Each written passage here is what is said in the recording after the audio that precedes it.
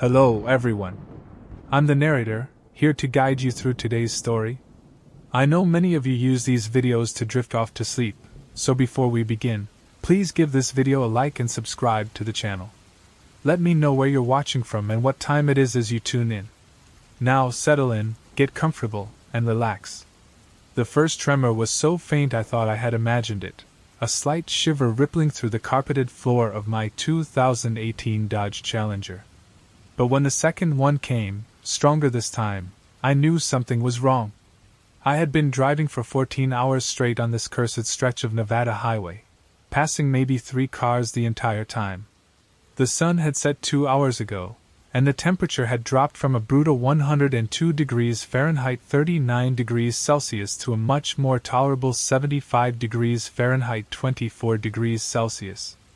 Exhausted, I pulled off at what looked like an old scenic overlook, a patch of compacted sand with a wooden barrier to stop idiots from tumbling over the cliff's edge. The engine let out a soft ticking noise as it cooled, and that's when I felt it again, a distinct vibration, unlike anything I'd ever experienced before. Something was moving beneath the car. The radio clock read 10:47 p.m. What the hell? I muttered under my breath. All around me, the highway disappeared into darkness in both directions. Above, the stars glittered brilliantly, undimmed by light pollution. Grabbing my flashlight, I crouched down to check beneath the car. The beam revealed nothing but sand and the undercarriage. But as I watched, a small depression formed in the sand near the rear tire, like something was pushing up from underneath. My hand trembled, making the beam jitter nervously. The depression grew larger, about the size of a dinner plate. The sand shifted and churned as if it were alive. I stepped back slowly, keeping the light trained on the spot. My heart pounded so violently against my ribs it hurt. Sweat dripped down my forehead, despite the cool night air. Then another depression formed, closer this time. And another, creating a line of disturbed sand that trailed away from the car and vanished into the dark. At the edge of the flashlight's range, I saw something, a dark shape rising from the sand. It was vaguely human-like, but something was wrong. It was too tall, too thin. Paralyzed, I watched as another figure emerged beside it. And then another. My legs felt like concrete blocks as I forced myself to move. Struggling to open the car door, I dropped the keys once before managing to get the engine started.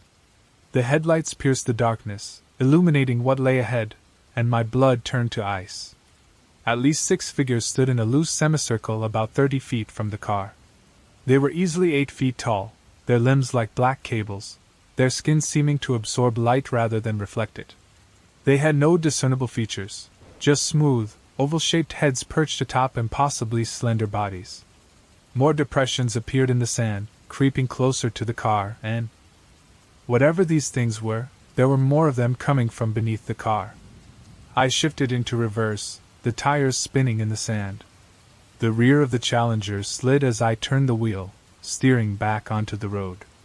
Through the windshield, I could see the figures moving closer, not walking but gliding across the sand as if they weighed nothing. The engine roared as I pressed the accelerator, heading east down the road. The speedometer quickly climbed past 90, then 100 miles per hour. My hands gripped the steering wheel so tightly my knuckles turned white. The rearview mirrors showed nothing but darkness, no lights, no figures, nothing. But the vibrations started again, subtle at first but growing stronger. The whole car began to shake. The trembling was so intense that the steering wheel jolted in my hands. Warning lights on the dashboard began to flicker. Something dark rose from the hood, one of those thin, wiry arms extended toward the windshield. I yanked the wheel hard, nearly losing control as the car skidded. The arm retreated, sliding back under the hood like black smoke. The GPS showed a town 20 miles away. I just had to make it there. The needle on the engine temperature gauge climbed dangerously into the red zone, and more warning lights lit up. The shaking was so violent that my teeth chattered. Metal groaned beneath the car, and a ripping sound filled the interior as something tore through the carpet behind my seat. In the rearview mirror, I caught a glimpse of oval, featureless heads emerging from the back seat. I yanked the emergency brake and turned the wheel hard to the right. The Challenger spun into a controlled skid, the tires screaming against the asphalt. The centrifugal force slammed me against the door as the car spun twice before coming to a stop, now facing the opposite direction. The thing in the back seat was gone. Through the windshield, I saw dozens of those dark figures standing on the road, their bodies swaying slightly like seaweed in a current. They began gliding toward the car. I shifted into first gear and slammed the accelerator, aiming for a gap between two of the figures. They didn't try to move. At the last second, they simply sank into the pavement as if it were water, leaving barely a trace on the asphalt. The vibrations started almost immediately again. I felt them through the seat, the pedals, and the steering wheel. The car trembled and lurched, more warning lights flashing. The temperature gauge was maxed out, and steam began to pour from under the hood. The engine let out a horrible grinding noise, but I could see the lights of the town. The glow of civilization was only a few miles away. Something pierced the roof, one of those thin arms reaching toward me. I ducked and swerved, feeling icy fingers brush against my neck. The metal screamed as more arms ripped through the roof. As I reversed the car, more of those strange entities emerged from the ground. My tires spun in the sand, sending clouds of dust into the air.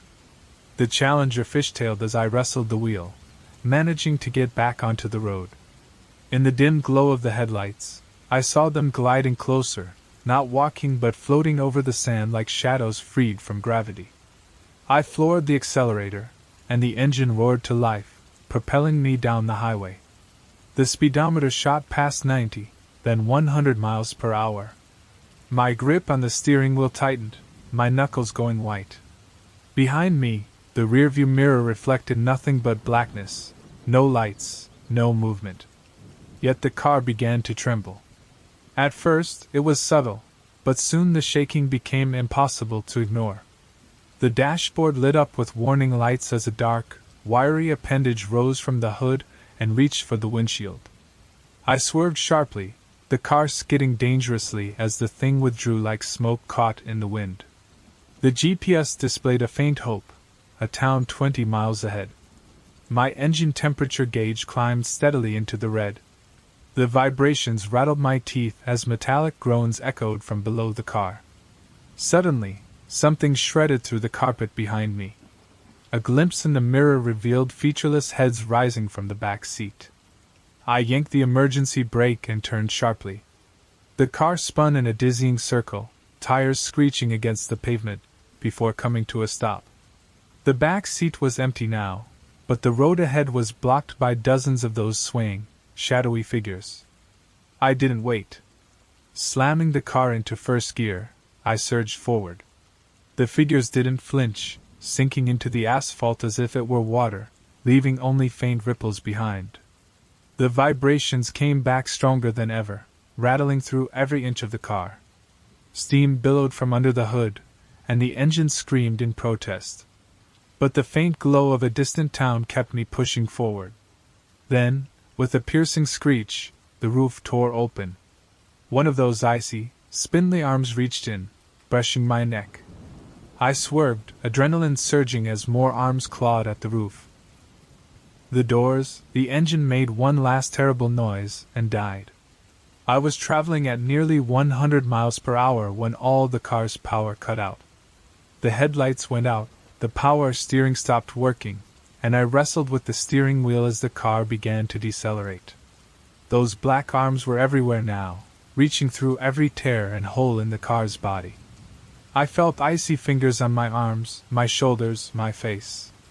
Their touch burned like dry ice. The car came to a stop. Through the windshield, I could see the town's lights, maybe half a mile away. So close. I flung the door open and ran. My legs felt like rubber, but terror gave me speed. I could hear something moving behind me, a sound like sand slipping through an hourglass, amplified 1,000 times. The shoulder of the road was loose sand. Every step was a struggle. My lungs burned. So close. Sweat ran into my eyes, but I didn't dare slow down or look back. The sound grew louder. The ground beneath my feet began to vibrate. Small depressions appeared in the sand ahead of me, moving faster than I could run. I veered onto the asphalt. My feet found better traction there. The town's lights grew larger. I could make out individual buildings now. Something cold brushed my ankle. I stumbled but kept running. More touches on my legs, my back, my neck. Each one left a burning sensation, like frostbite. The first building was an old gas station. Its lights were on, but I couldn't see anyone inside. Beyond that was a diner, then what looked like a motel. Signs of life. Safety. I reached the gas station's parking lot just as my legs gave out. I collapsed, scraping my palms and knees. The sound of sand slipping was everywhere now. Those dark figures emerged from the ground, encircling me. Their featureless heads tilted downward, watching me. A truck horn blared, and headlights illuminated the scene. Suddenly, the figures vanished like smoke in a strong wind, sinking back into the ground without a trace. The truck screeched to a stop beside me. The driver's door opened, and a man jumped out. Holy hell! Are you okay? He helped me to my feet. What happened? Where's your car? I tried to speak, but I couldn't catch my breath.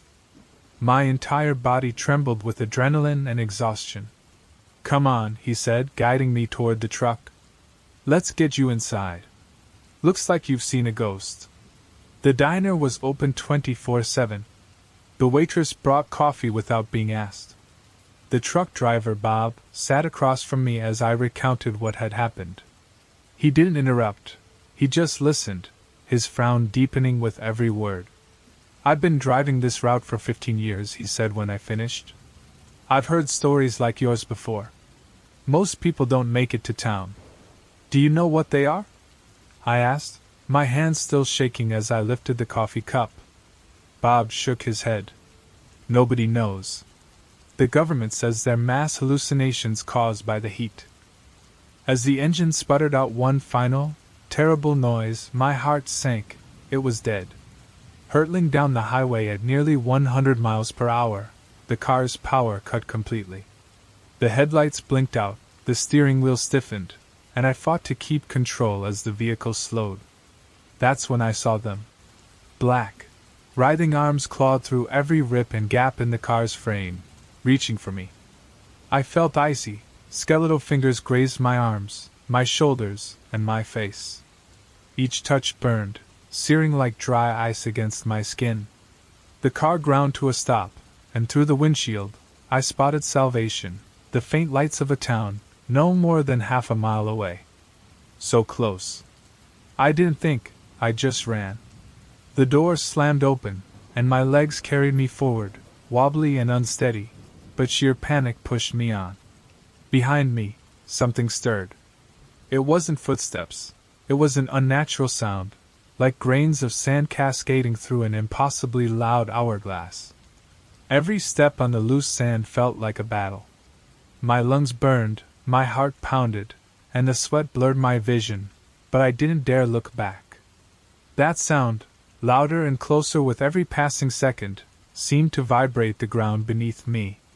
Small indentations appeared in the dirt, racing ahead faster than I could.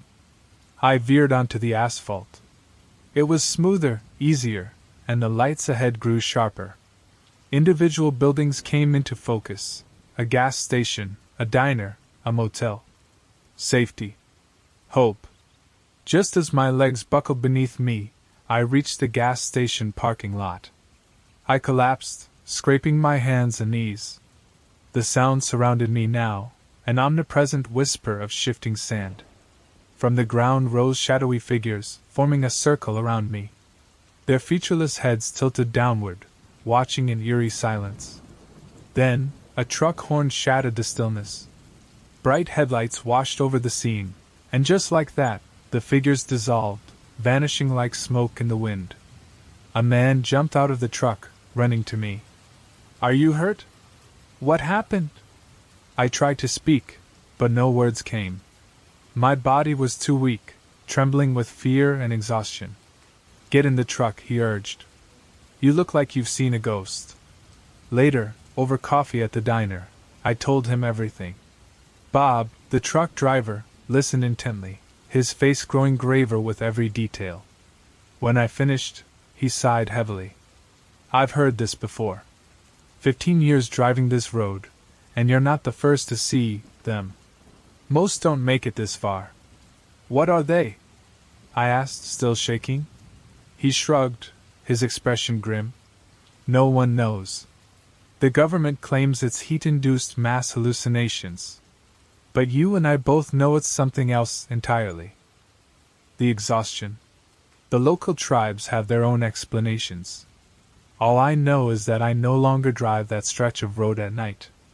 My car, my Challenger, still haunts my thoughts. The sheriff found it the next day, parked neatly at the overlook where I had stopped the first time. The exterior was pristine, no scratches, no dents, no bullet holes, completely intact. But under the hood? The engine was gone. Not damaged. Not removed. Just vanished, along with every other mechanical component. The sand beneath the car was disturbed, like something had crawled up from below. I went home by bus. Eventually, I sold the Challenger for parts. These days, I stick to busy interstates. I don't drive at night anymore. And I never, ever stop in the desert. Sometimes, late at night as I lie in bed, I feel faint vibrations through the mattress. Small tremors, as if something is moving underneath me. I tell myself it's just trucks passing by, the neighbor's air conditioning, or the building settling. But I keep a bag packed by the door, just in case. I avoid staring too long at the shadows in the corners of my room, afraid I might see one of those smooth, oval heads rising from the darkness. The physical marks from their icy touch faded after a few weeks, but I still feel them sometimes, phantom burns on my skin, aching like old wounds before a storm. The memories of that night in the desert haven't dulled. They remain vivid, a constant reminder that it was all real. I've tried to research similar incidents. I found scattered reports on obscure websites and forums, mostly second-hand accounts, friends of friends sharing strange tales. But the details always match: the vibrations, the figures emerging from the sand, the missing engines. Official explanations make no sense. Mass hallucinations don't leave physical marks. Heat exhaustion doesn't make engines disappear. Whatever those things were, they're still out there, waiting beneath the sand, watching from the darkness, ready to rise when another lone car pulls off that desolate stretch of road. I can't help but wonder how many others never made it to town. How many cars have been found abandoned, engines gone, no trace of the drivers. How many missing persons reports have been quietly filed away as cases of people wandering into the desert. The government keeps that road open. No warnings. No signs. Nothing to hint at the danger. Maybe they don't believe the stories. Maybe they don't care. Or maybe they know exactly what's out there, and have their own reasons for staying silent. All I know is that something impossible happened to me that night. Something that shattered everything I thought I knew about reality. And though I survived, I'm not sure I truly escaped. Because sometimes, in my darkest moments, I find myself staring at the floor beneath my feet. Watching. Waiting. For the faint depressions in the carpet. For the soft, unmistakable sound of sand shifting. And sometimes, just sometimes, I think I can hear it. The first sign that something was wrong came from the squirrels. I was setting up my tent at Black Rock Campground in Shenandoah National Park when I noticed them gathering along the tree line, dozens of them, all staring in the same direction, deeper into the forest. They weren't moving. They weren't foraging. They were just watching. I've been camping solo for 15 years, and I've never seen anything like it. The late afternoon sun was still bright enough to reveal their small, rigid bodies, their tails completely still. There were no chittering sounds, no scurrying, just silence and stillness. "Hey!" I shouted, hoping to startle them into behaving like normal squirrels.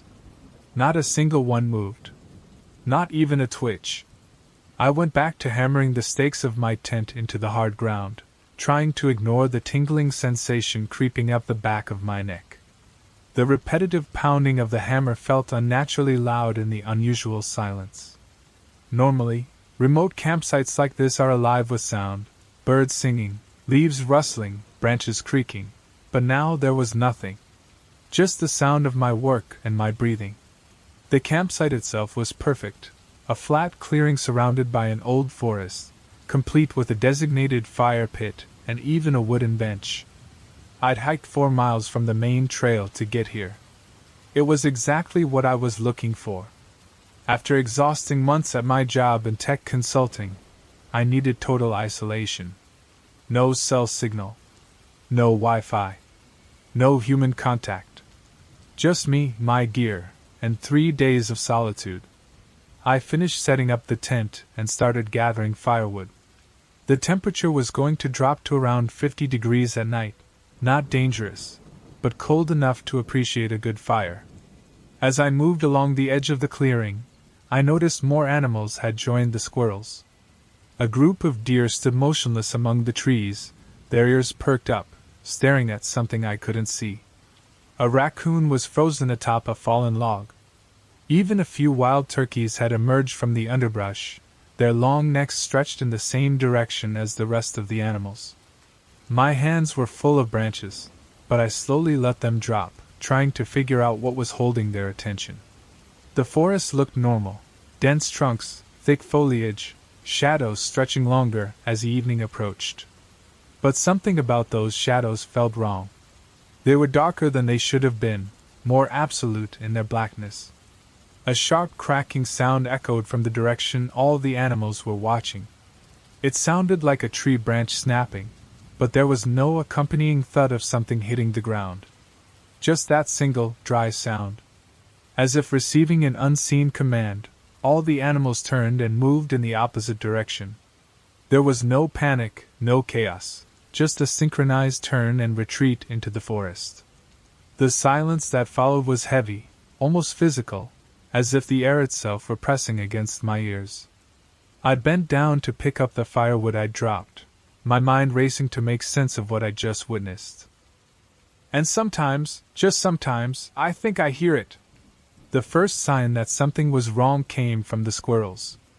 I was setting up my tent at Black Rock Campground in Shenandoah National Park when I noticed them gathering along the tree line. Dozens of them, all staring in the same direction, deeper into the forest. They weren't moving. They weren't foraging. They were just watching. I've been camping alone for 15 years, and I've never seen anything like it. The late afternoon sun was still bright enough to illuminate their small, tense bodies, tails completely still. There were no chattering noises, no scurrying, just silence and motionlessness. "Hey!" I shouted, hoping to startle them into acting normal. Not one of them flinched. Not a single twitch. Shaking off the unease creeping up my spine, I went back to hammering the stakes into the hard ground. The repetitive thud of the hammer felt unnaturally loud against the eerie silence. Usually, these remote campsites are alive with the sounds of nature: birdsong, leaves rustling, branches creaking. But now, there was nothing. Just the sound of my work and my breathing. The campsite itself was perfect, a flat clearing surrounded by old-growth forest, complete with a designated fire pit and even a wooden bench. I had hiked 4 miles from the main trail to get here, precisely the kind of isolation I needed after months of grueling work in the ER. No cell signal, no Wi-Fi, no human contact, just me, my gear, and 3 days of solitude. Once the tent was up, I started gathering firewood. The temperature was going to drop to about 50 degrees Fahrenheit that night, not dangerous, but cold enough to make a good fire a welcome comfort. As I moved along the edge of the clearing, I noticed more animals had joined the squirrels. A group of deer stood frozen among the trees, their ears perked, staring at something I couldn't see. A raccoon sat stiffly on a fallen log. Even a few wild turkeys had emerged from the underbrush, their long necks craning in the same direction as the rest of the wildlife. My arms were full of branches, but I let them fall slowly to the ground, trying to figure out what had captured their attention. The forest looked normal: dense trunks, thick foliage, shadows growing longer as the sun began to set. But something about those shadows didn't feel right. They were darker than they should have been, unnaturally black, as if they swallowed the light whole. Then, a sharp crack pierced the stillness. It came from the direction all the animals were staring. It sounded like a tree branch snapping, but there was no accompanying crash of something hitting the ground, just that single, dry sound. And then, as if receiving some silent command, all the animals turned and moved in the opposite direction. There was no panic, no chaos, just a synchronized retreat into the forest. The silence that followed was oppressive, almost tangible, pressing against my ears. I bent down to pick up the wood I had dropped, my every movement feeling amplified in the suffocating stillness. And I hurried back to the campsite, tossing it near the campfire. My hands trembled as I arranged the tinder. "Calm down," I murmured to myself. "You're just letting your imagination run wild." I focused on lighting the fire, letting the familiar rhythm of the task soothe my nerves. A piece of paper as a base, twigs arranged in a pyramid, and larger branches on top. The match struck easily, and soon, a warm fire was crackling in front of me. The comforting sound of the flames helped normalize everything. I set up my camping chair and began heating water for dinner, one of those dehydrated meals that always taste incredible after a long day of hiking.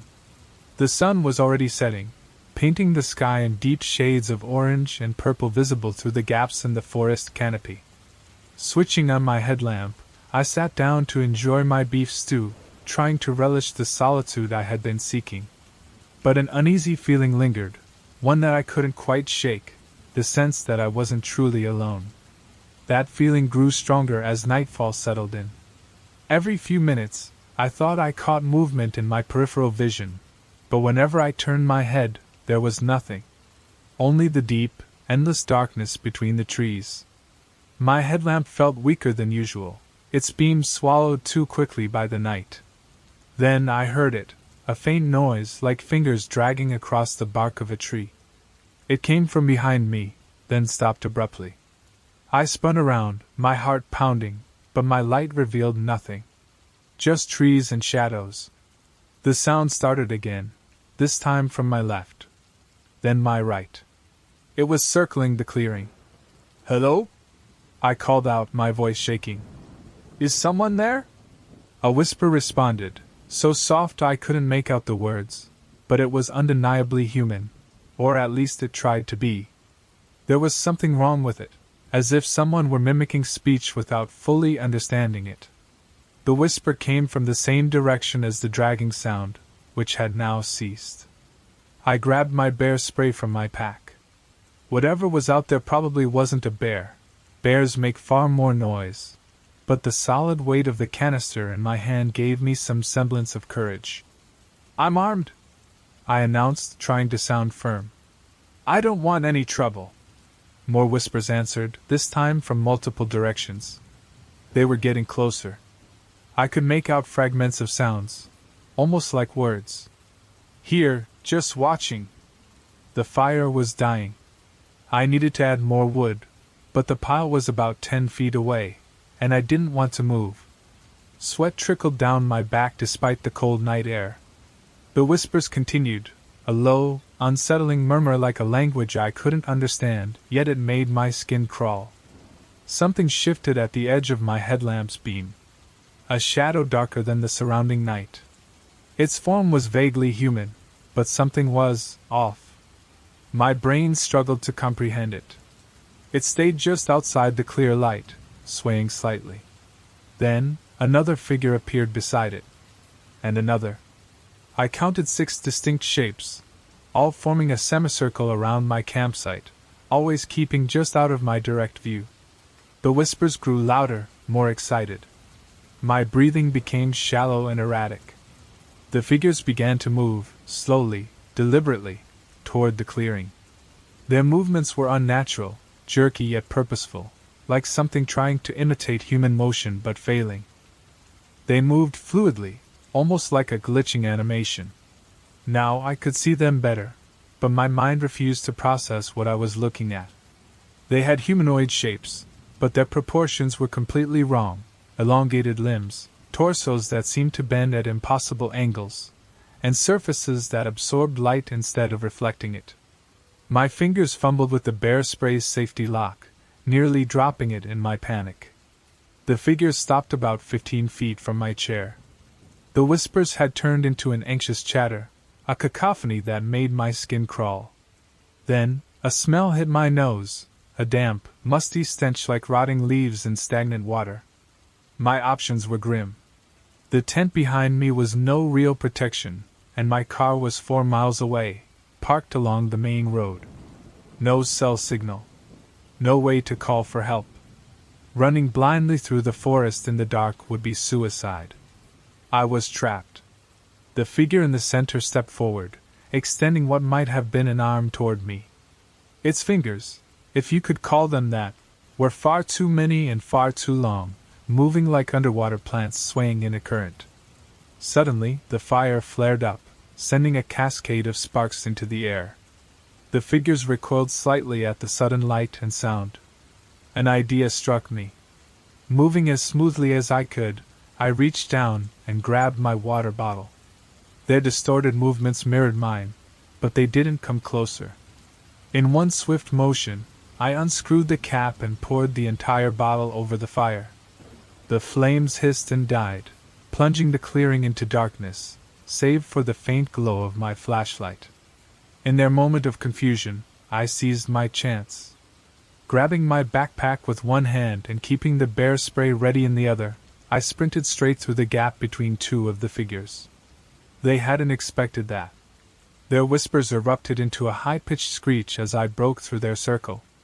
I ran into the forest, not caring about the trail, just trying to put as much distance as possible between me and them. Branches lashed at my face, and I stumbled repeatedly, but somehow, I managed to stay upright. The screeches followed me, accompanied by the sound of movement in the underbrush. The flashlight strapped to my head bounced wildly, creating a strobe effect that made it almost impossible to see where I was going. Something grazed my back. I screamed and blindly sprayed the bear spray behind me. The screeches turned into a wailing sound, something that might have been pain. I pushed myself harder, my lungs burning, my legs threatening to give out. The wailing grew fainter, and after what felt like hours but was likely only minutes, I burst out of the forest and onto the main road. I collapsed onto the asphalt, gasping for air, not daring to look back. Gathering my last shred of strength, I turned in the direction where I thought I'd parked my car and started running down the road. My flashlight illuminated small patches of pavement as my footsteps echoed in the cold night. Finally, after what felt like an eternity, the metallic glint of my car appeared in the distance. My legs trembled so badly I could barely stand, but somehow I reached it. My hands were shaking so much I could hardly get the key into the lock. Once inside, I slammed the doors shut and I locked all the doors. The interior was dark and silent. My heart was pounding in my ears. I turned on the engine, and the headlights lit up the road and the trees around me. Nothing emerged from the forest. I didn't wait to find out. I pressed the accelerator, taking each turn at a speed I knew was dangerous, but I couldn't stop. The sun was just beginning to rise when I finally made it home. My entire body was covered in scratches and bruises, the dried sweat on my skin itching, and there was still a lingering smell of bear spray. I tried to convince myself it had all been a dream, a hallucination brought on by exhaustion and loneliness. But I couldn't ignore the cuts on my face, the marks on my arms, and the fact that all my camping gear was still out there, left behind in the woods. The next day, I called the Park Service and filed a report. The ranger who answered sounded skeptical. "You probably just scared some animals," he said in a reassuring tone. "The forest can seem strange at night, especially when you're alone." I didn't blame him for not believing me. I wouldn't have either if I hadn't lived through it. He promised to send someone out to check on the campsite and asked me to describe the exact location. 2 weeks passed, and I called for a follow-up. What they told me only made everything feel more unreal.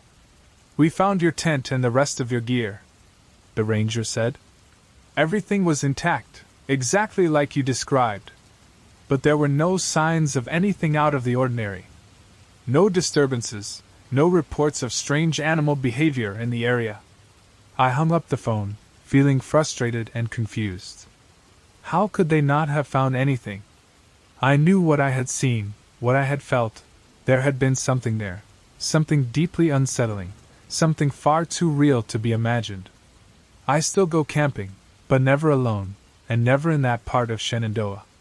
Sometimes, in the stillness of the night, I think I hear whispers outside my window. When that happens, I turn on all the lights in the house and wait until dawn. Because now, I know that there are things in this world that hide in the deepest shadows. Things that seek out those who long for solitude, not to share in it, but to find those who seek it.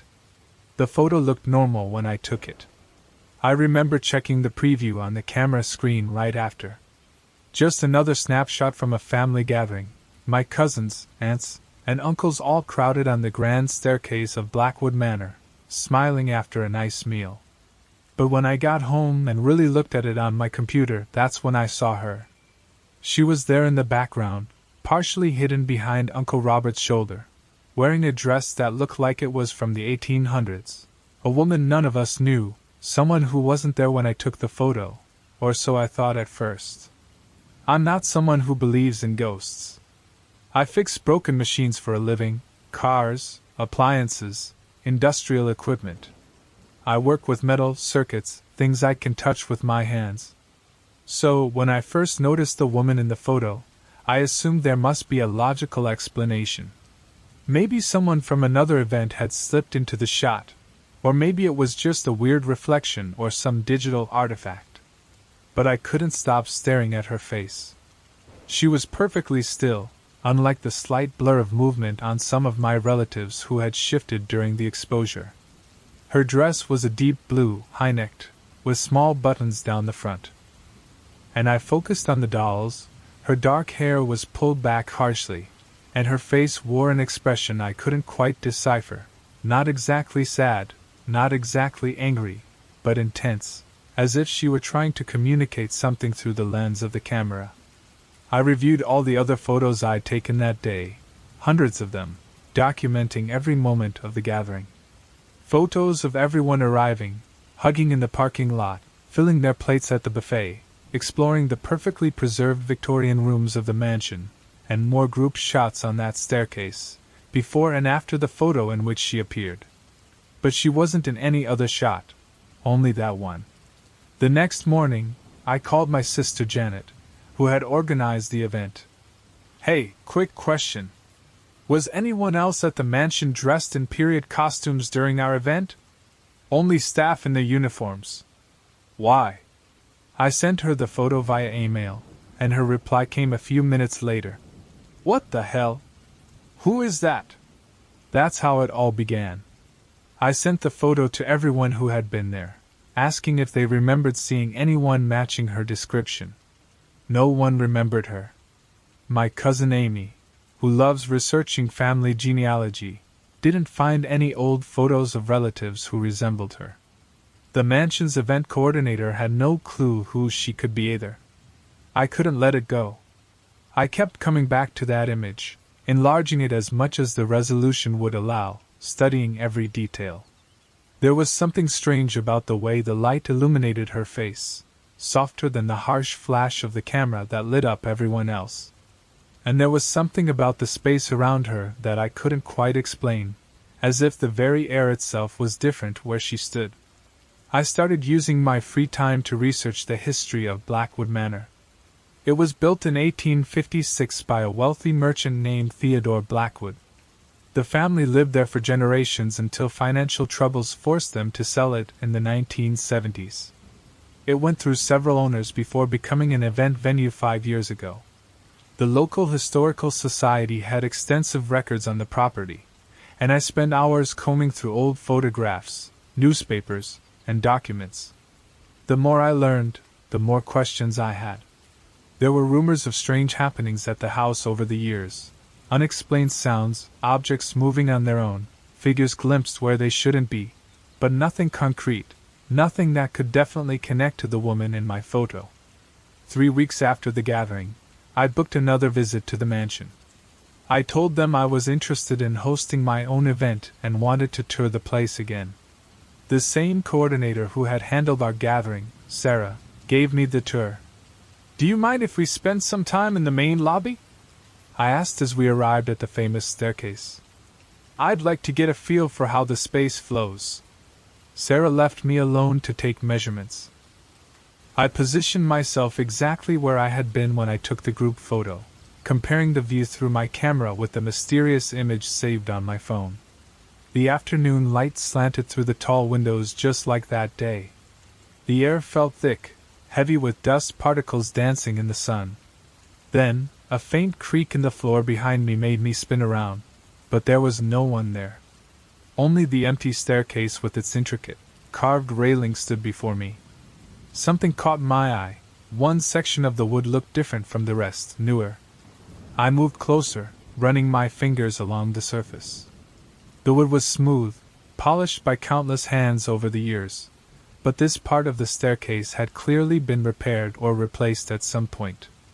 "Interesting detail, the one you noticed," Sarah said, startling me.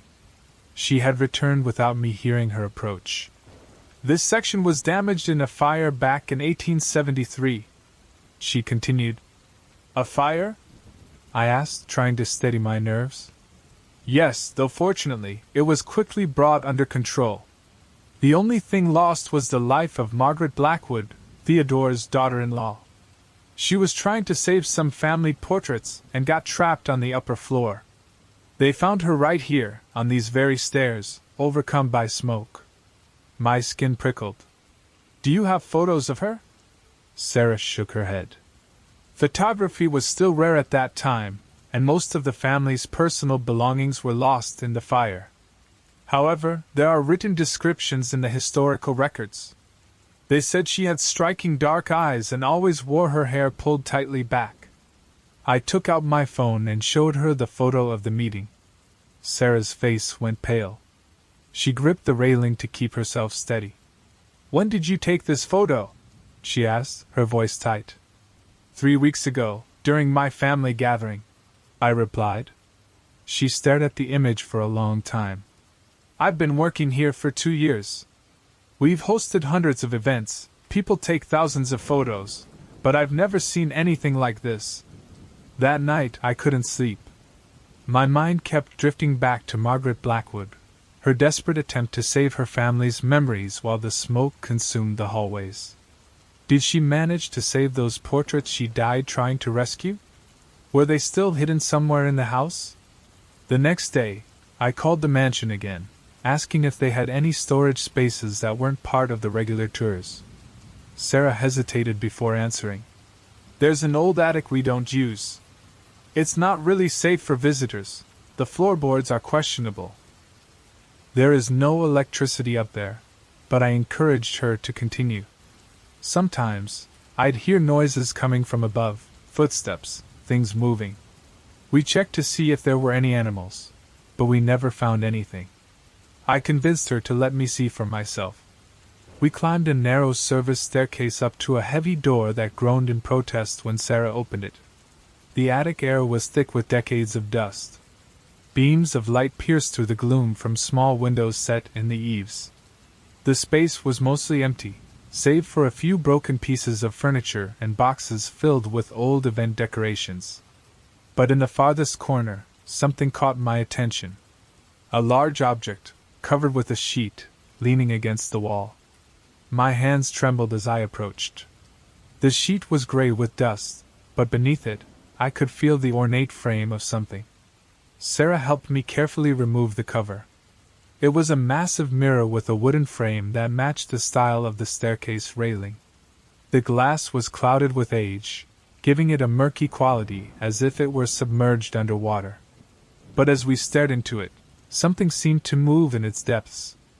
"It must be original to the house," Sarah whispered. "Look at the detail on the frame." I lifted my camera and took a photo of our reflection in the ancient glass. When I checked the preview on the screen, my breath caught in my throat. There she was again, the woman from the photo, Margaret Blackwood, standing between Sarah and me. This time, her face was clearer. She wasn't looking at the camera.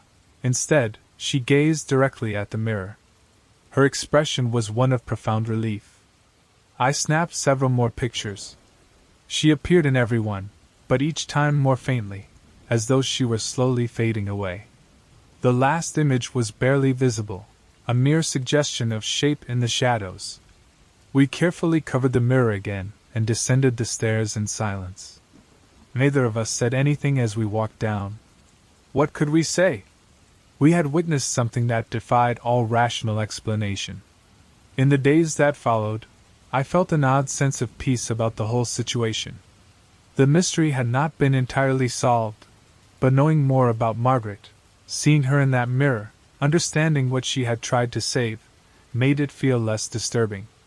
Still, I was left with one final question. I went over the Historical Society records again, focusing on the period after the fire. I found something intriguing. In 1874, Theodore Blackwood commissioned a series of portraits of his family, including a posthumous one of Margaret. The artist worked from written descriptions and the memories of those who knew her. The portrait hung in the mansion until the family sold it. Its current location is unknown, but in the records there was a black and white photo of the portrait. The woman in the painting wore a high-necked dress with small buttons down the front.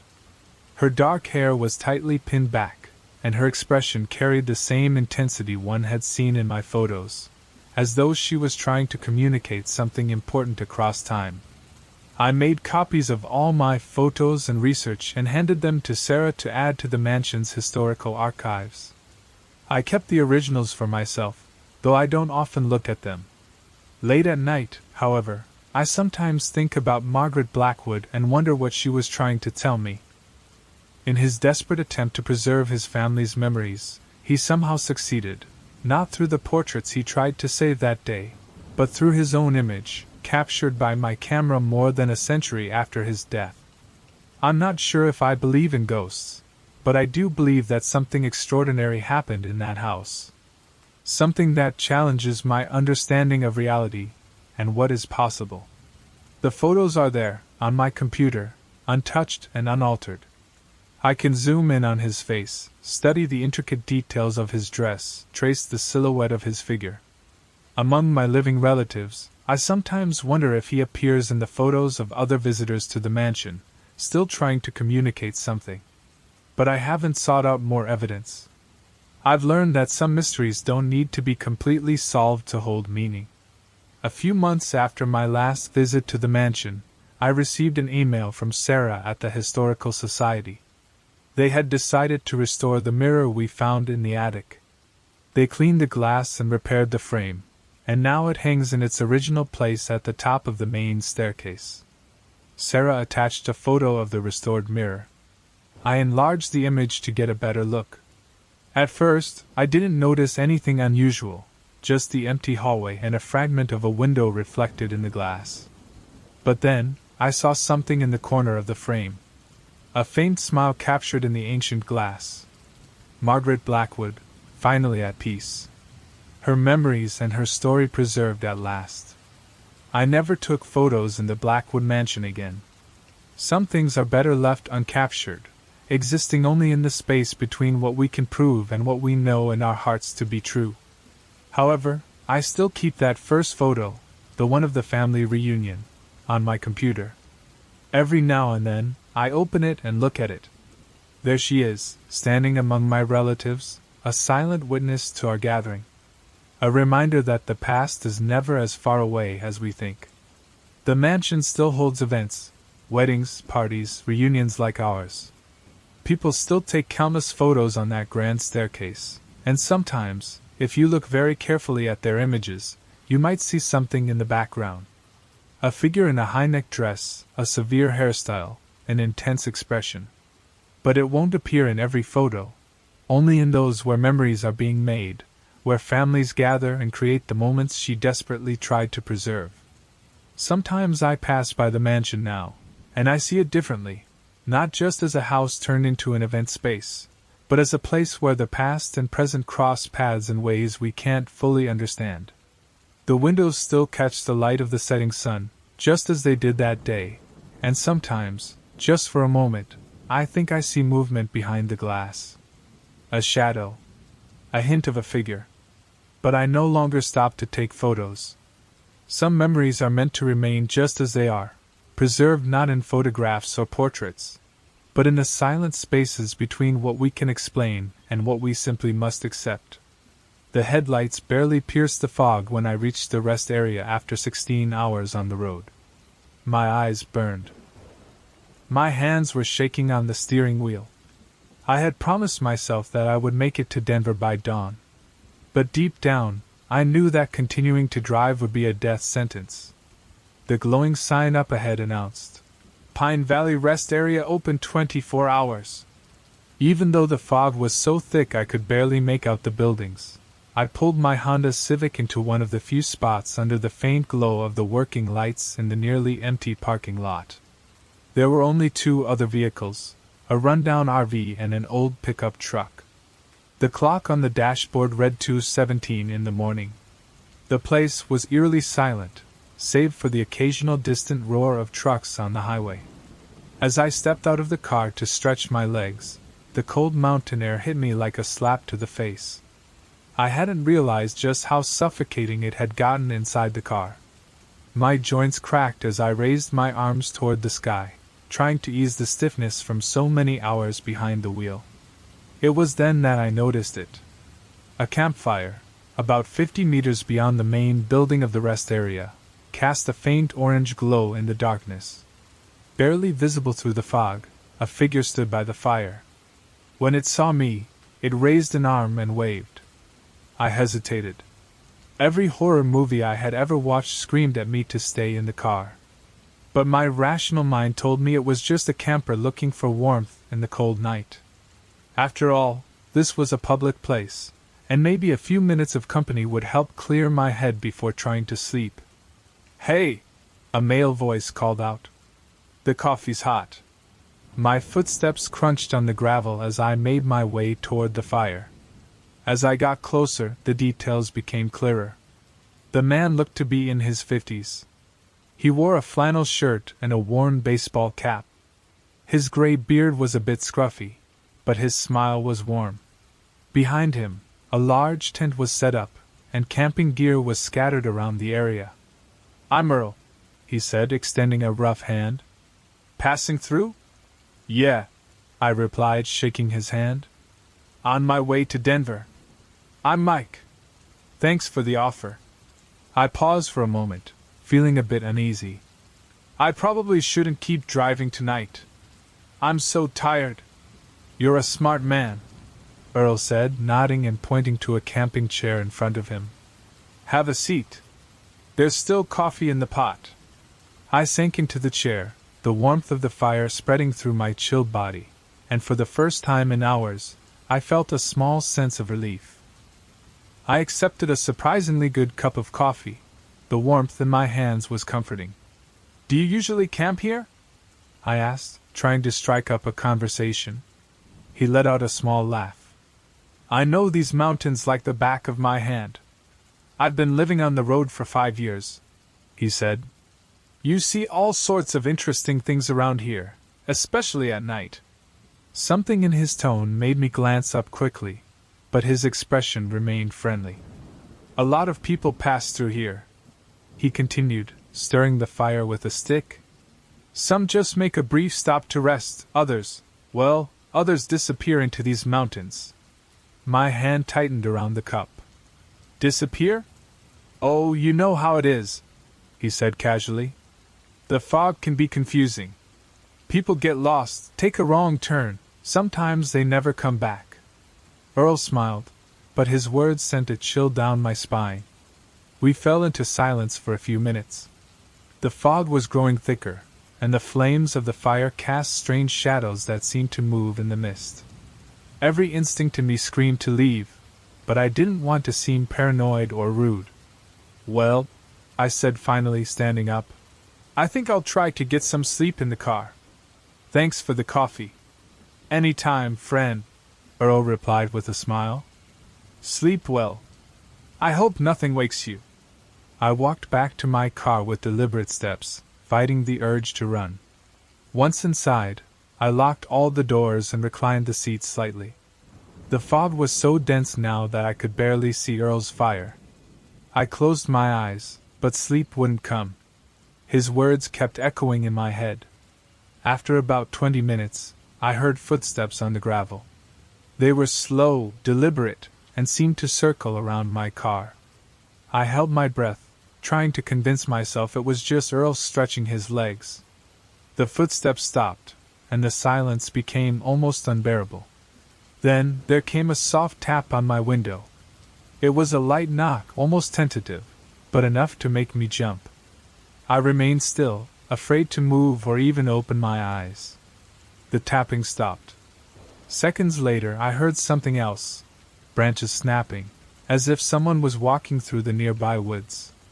It wasn't the heavy sound of a large animal, but something more stealthy. I finally opened my eyes. What I saw through the fog made me gasp. Dark figures moved between the trees, shapes that were vaguely human but wrong in some fundamental way. Too long, too thin. They glided instead of walking, their movements smooth yet unnatural, as though they were floating.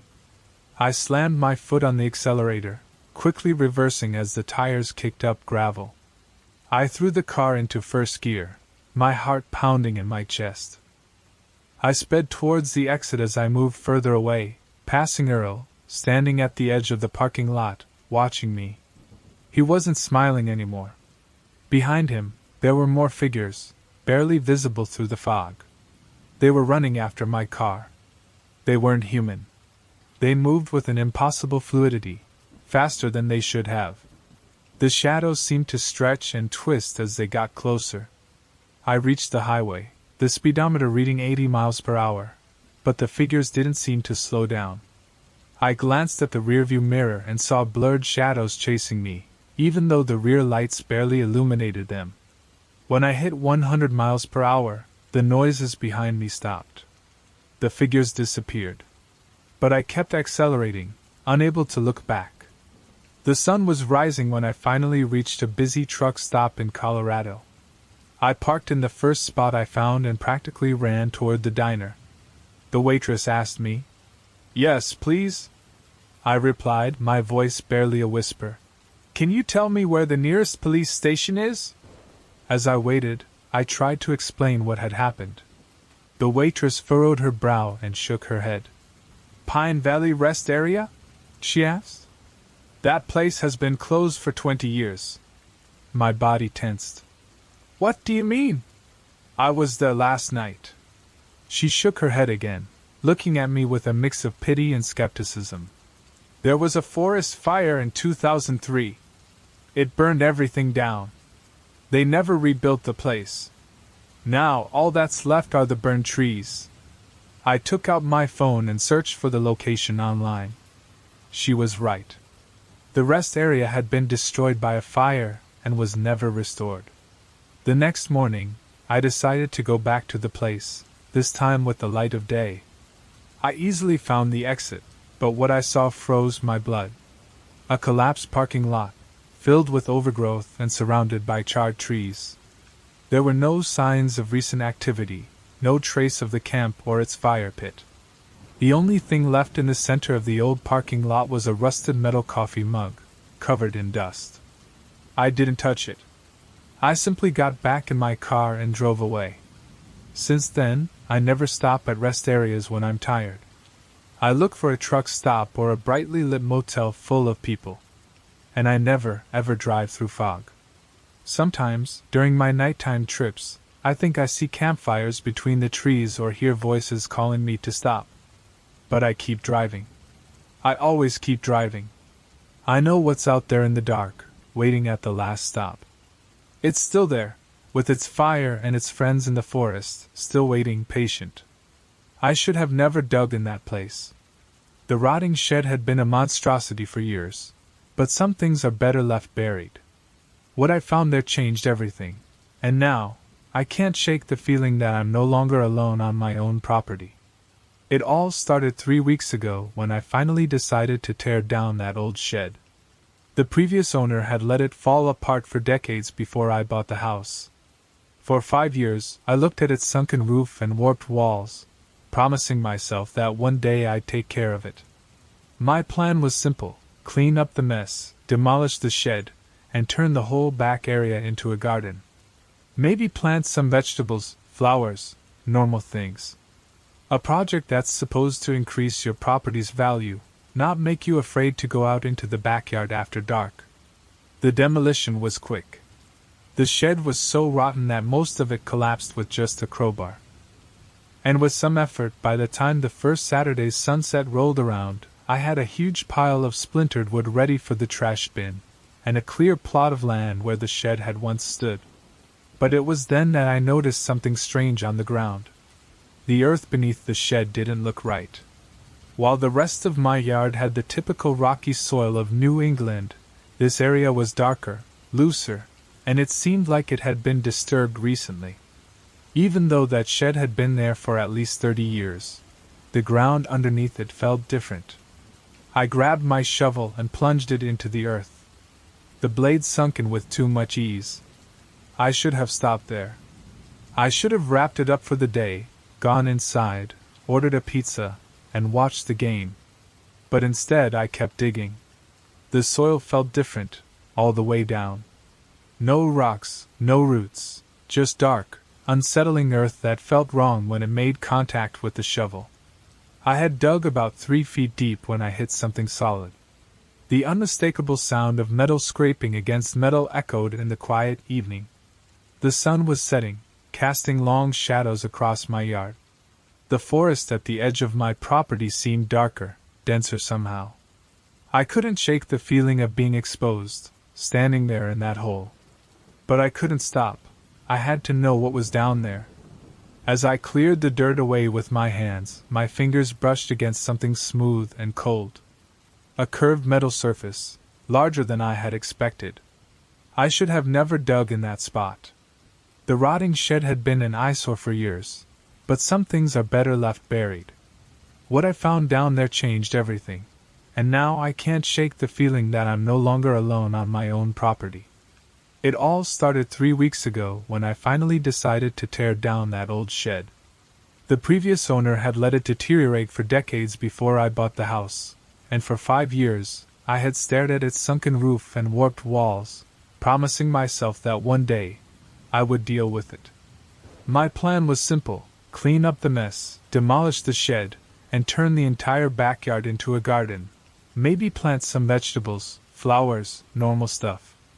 A project that's supposed to increase the value of your property, not make you fear stepping outside after dark. The demolition was quick. The shed was so rotted that most of it collapsed with just a crowbar and a little elbow grease. By sunset on that first Saturday, I had a pile of broken wood ready for the trash, and a cleared space where the shed used to stand. That's when I noticed the oddity in the ground. The earth beneath the shed looked wrong. While the rest of my yard had the usual New England rocky soil, this patch was darker, looser. It looked like it had been disturbed recently.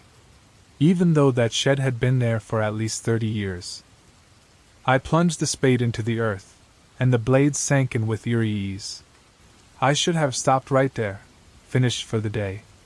I should have gone inside, ordered a pizza, and settled in to watch the game. But instead I kept digging. The soil felt different, almost wrong, as it gave way. No rocks, no roots, just dark earth that felt unsettling beneath the touch of my shovel. I had dug about 3 feet down when I struck something solid. The sound of metal scraping against metal echoed in the evening air. The sun was setting, casting long shadows across my yard. The forest at the edge of my property appeared darker, more impenetrable, somehow. I felt exposed standing in that hole, but I couldn't stop now. I had to know what was down there. With my hands I cleared more earth, and my fingers brushed against something smooth and cold, metal. It was curved, larger than I'd anticipated. As I worked to uncover more of it, sweat ran down my back despite the cool evening breeze. That's when I felt it, the first shiver along my spine. That unmistakable feeling of being watched. But this was different. It was more intense, more urgent. I spun around, glancing toward the forest, but there was nothing there, only shadows shifting between the trees, growing deeper as the sun dipped lower. I turned back to my work, but the sensation of being observed only grew stronger. My hands shook as I cleared away more earth, exposing the object. It was round, about 2 feet across, some sort of sealed metal container, with no obvious way to open it. The forest felt closer now, though I knew that couldn't be possible. The shadows stretched further, reaching across my yard toward the hole, like dark fingers creeping toward me. My fingers found a ridge, a small indentation in the metal. The container had a heavy lid, but it wasn't rusted, it could be opened. I should have left it alone. The rational part of my mind screamed at me to fill the hole back in and pretend I had never found it. But my hands were already at work, trying to pry the lid open.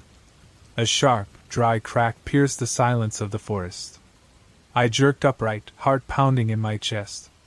The sun had set almost completely now, leaving the sky painted in deep reds, which made the shadows seem even darker. Then, another crack, closer this time. Was it movement between the trees? Or just branches swaying in the wind?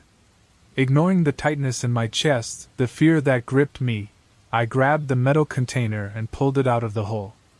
It was heavy, at least 40 pounds, its smooth, silver surface unmarred by time underground. There were no marks, no labels, nothing to suggest its purpose. The sounds of the forest had changed now. No more random rustling. These were footsteps, but not the normal kind, not the kind you'd expect from something walking. They were calculated, deliberate, as though whatever was making them was measuring each step. My palms grew slick with sweat as I worked to pry the lid open. Whatever was inside, I had to see it. I had to know what it was before it was too late, and something whispered my name. A slight hiss of escaping air echoed through the room as the lid finally popped open. Inside, there was only one object, wrapped in something that resembled aluminum foil. As I leaned down to pick it up, a low sound reverberated from the forest. It wasn't a growl or a whisper. No, it was something in between, a sound that seemed to crawl up my spine and claw at my bloodstream. I grabbed the wrapped object and ran toward the house. I didn't look back. I didn't stop until I was safely inside, the door closed and locked behind me. My hands trembled as I unwrapped it. Inside was some kind of device, about the size of a softball, with geometric, faceted sides that reflected the light in strange, almost unnatural ways. It was warm to the touch, and though it emitted no mechanical sound, it seemed to pulse with a faint vibration. There were no seams, no buttons, nothing that indicated how to turn it on or open it. I set it down on the kitchen counter and tried to calm my breathing, attempting to think rationally about what I had just found. Then my phone rang, startling me. An unknown number. I let it go to voicemail, but just seconds later, it rang again. The same number. I ignored it. But when it rang a third time, I gave in and answered. Silence. Then, a faint static noise, followed by what sounded like soft breathing. Then a click.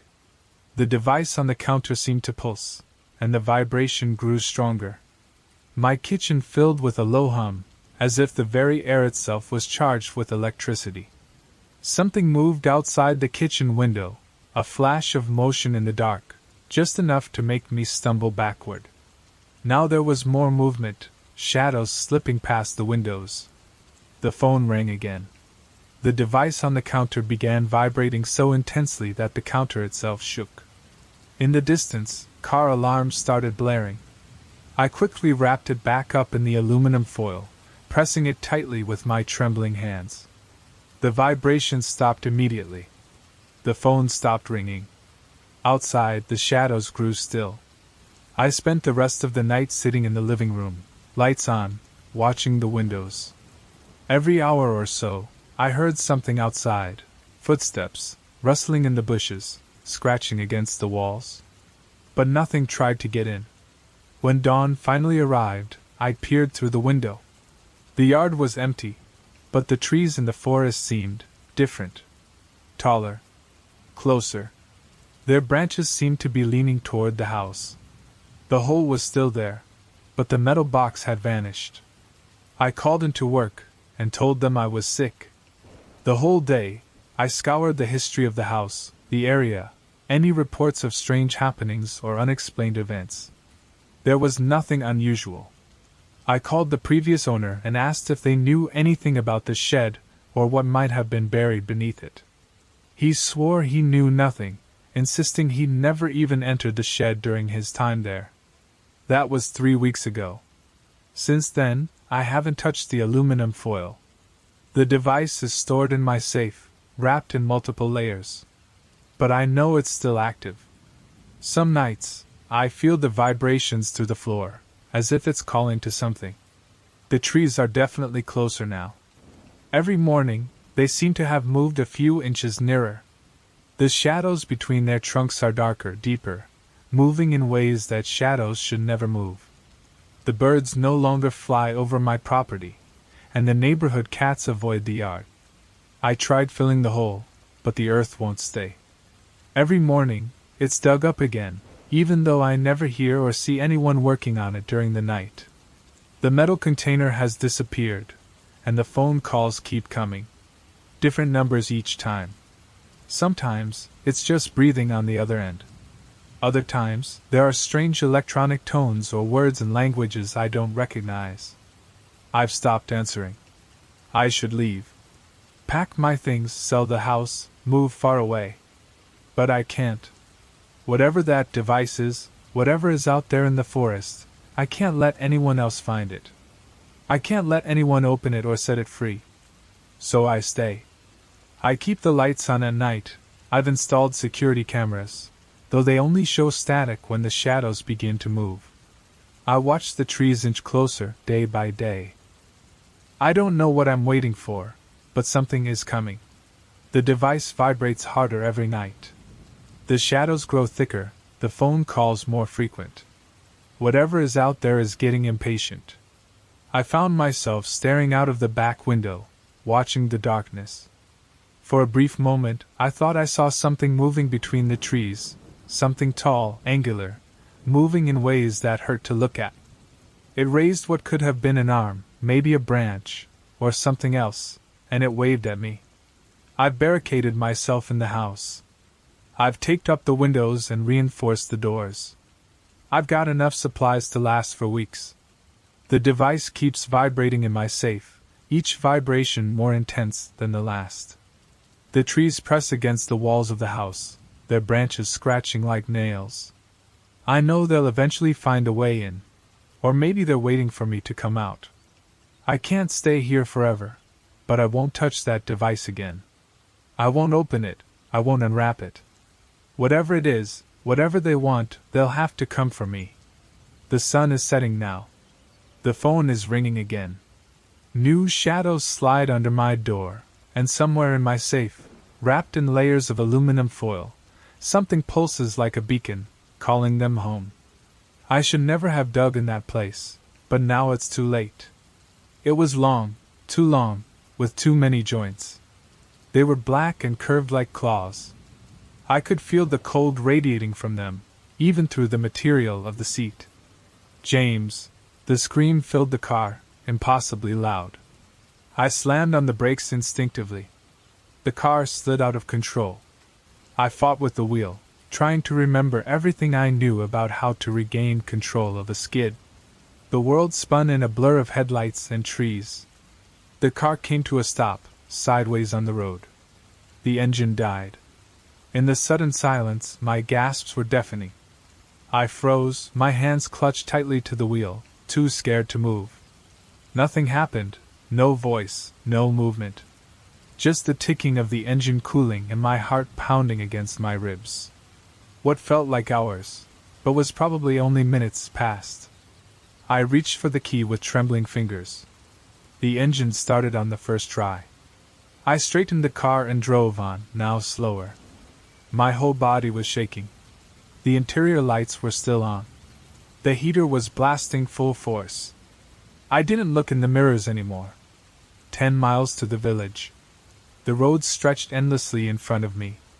I began counting my breaths, trying to calm myself.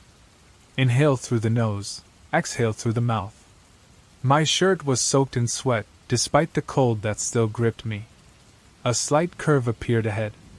As I turned the wheel to follow it, something caught my attention again. This time, I didn't look. I kept my eyes glued to the road, my jaw so clenched it hurt. "James, I'm still here." The voice came from the passenger seat. This time, I could feel the cold radiating from that direction. Frost spread across the passenger window, creating intricate patterns on the glass. I didn't say anything aloud, my voice strained and tense. "You're not real. This isn't happening." Then came a laugh. It was low, almost mocking. And then, it whispered, "Down." And it cracked, like dead leaves scraping across the pavement. The sound sent a chill down my spine, each hair on my body standing on end. The cold was so intense it made me shiver uncontrollably. "Look at me, James." I didn't scream, gripping the steering wheel tighter. 7 miles to the town, just 7 more miles. Pale fingers reappeared at the edge of my vision, drawing closer to my face. I jerked the wheel sharply, barely staying on the road. The laughter returned, even closer now. I began to shout, my voice rising, trying to drown it out. "It's not real. It's not real. It's not real." The words turned into a mantra, giving me something to focus on other than the presence beside me. The fingers withdrew for a moment, and I thought it was over. Then, suddenly, the radio switched on, blasting static in bursts between white noise. I heard fragments of distorted, malformed voices. None of the words were clear, except for my name, repeated over and over in different tones. I slammed the radio off button, but nothing happened. The static only grew louder. I pressed every button on the unit, but it kept sounding. The volume increased to an unbearable level. 6 miles to the town. The headlights of my car illuminated a reflective sign announcing that the city limits were close. I pressed the gas pedal harder, pushing through my fear. The static abruptly cut off. In the sudden silence, I heard breathing, my own labored gasps mixed with something else, slow and deliberate, right next to my ear. I broke my own rule and glanced at the passenger seat. It was empty, but in the reflection of the windshield I saw it. A pale face, like milk, with black voids where the eyes should be. It hovered just behind my right shoulder, its lips curled into an unnaturally wide smile filled with sharp angles. I screamed. The sound was raw, primitive. My foot slammed the accelerator to the floor. The engine roared as the car shot forward. The trees blurred by in a streak, 3 miles, 2 miles, 1 mile. The first buildings of the town appeared, dark shapes against the night sky. A gas station sign glowed in the distance, promising safety with its fluorescent light. "It's not over, James." The voice faded, growing distant. The cold began to retreat as I passed the first buildings. Slowly, the warmth returned to the car. The frost on the windows melted. I stopped in the gas station parking lot under the bright lights. My hands trembled so violently that I barely managed to turn off the engine. For a long time, I just sat there, struggling to breathe, letting the normality of the place wash over me.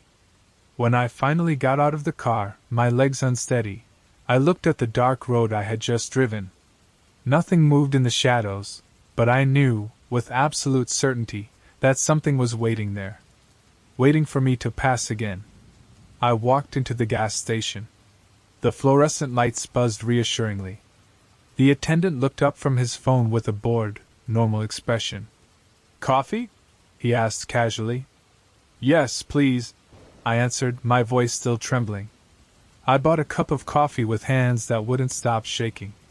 The attendant tried to make small talk. "Rough night?" I nodded, unable to form a coherent response. I couldn't tell him what had happened. He wouldn't believe me.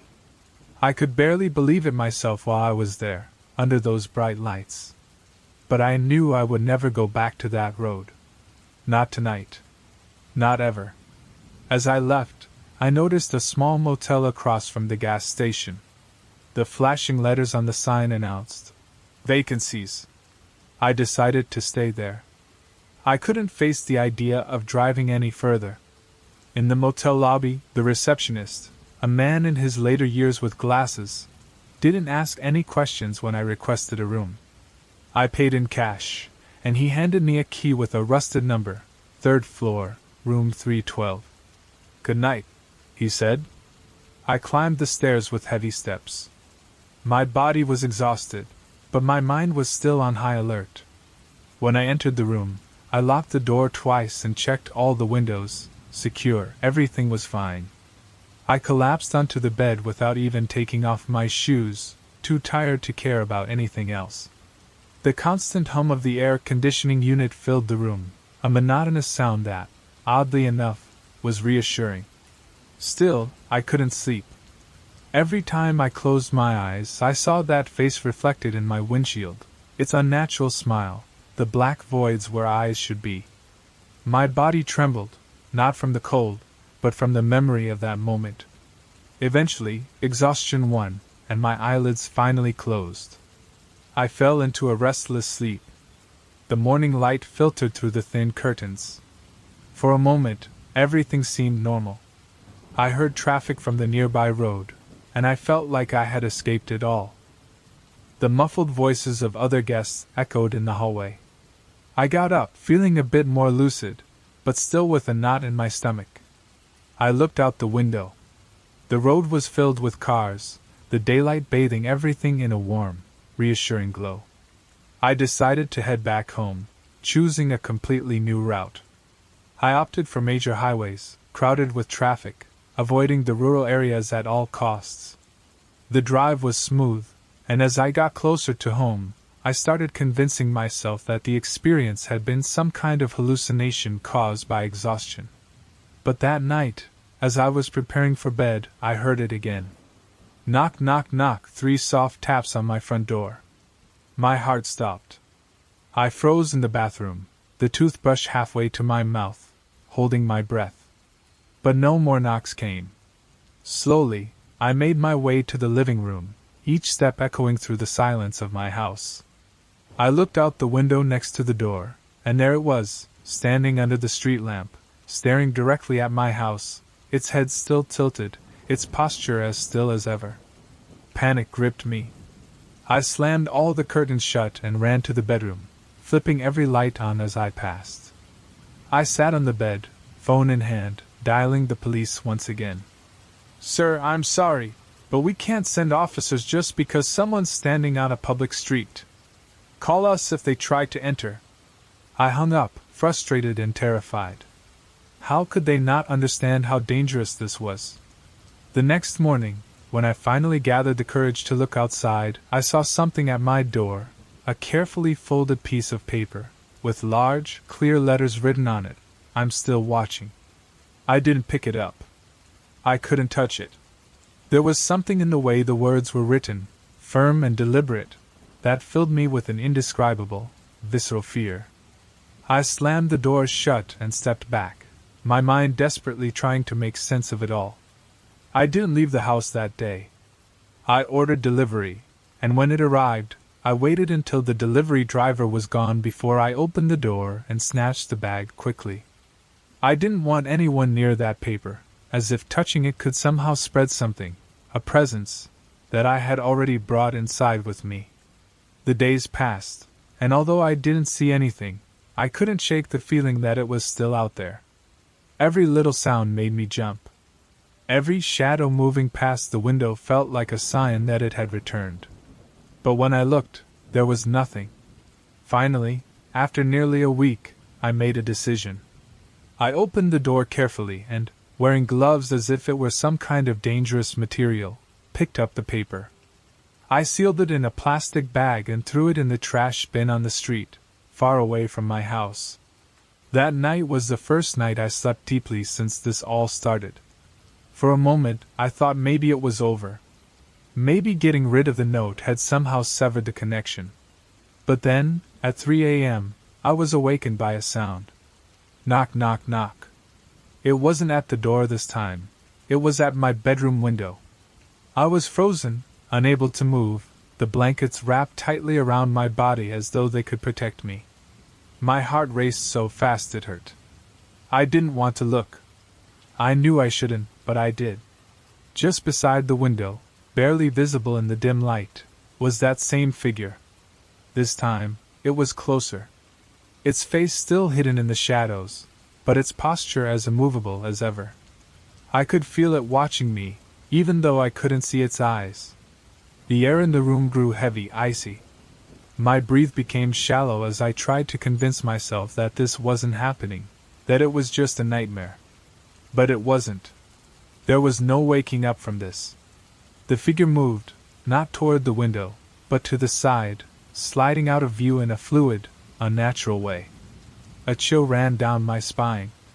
Something about the way it moved, so effortlessly and disturbingly smooth, made me shiver even more. I jumped out of bed, tripping over the sheets, and ran toward my bedroom door. I locked it behind me and turned on every light in the house. I stood there, trembling, my back pressed against the wooden wall. Every sound in the house, every creak of the floor beneath me, was a reminder that something was there.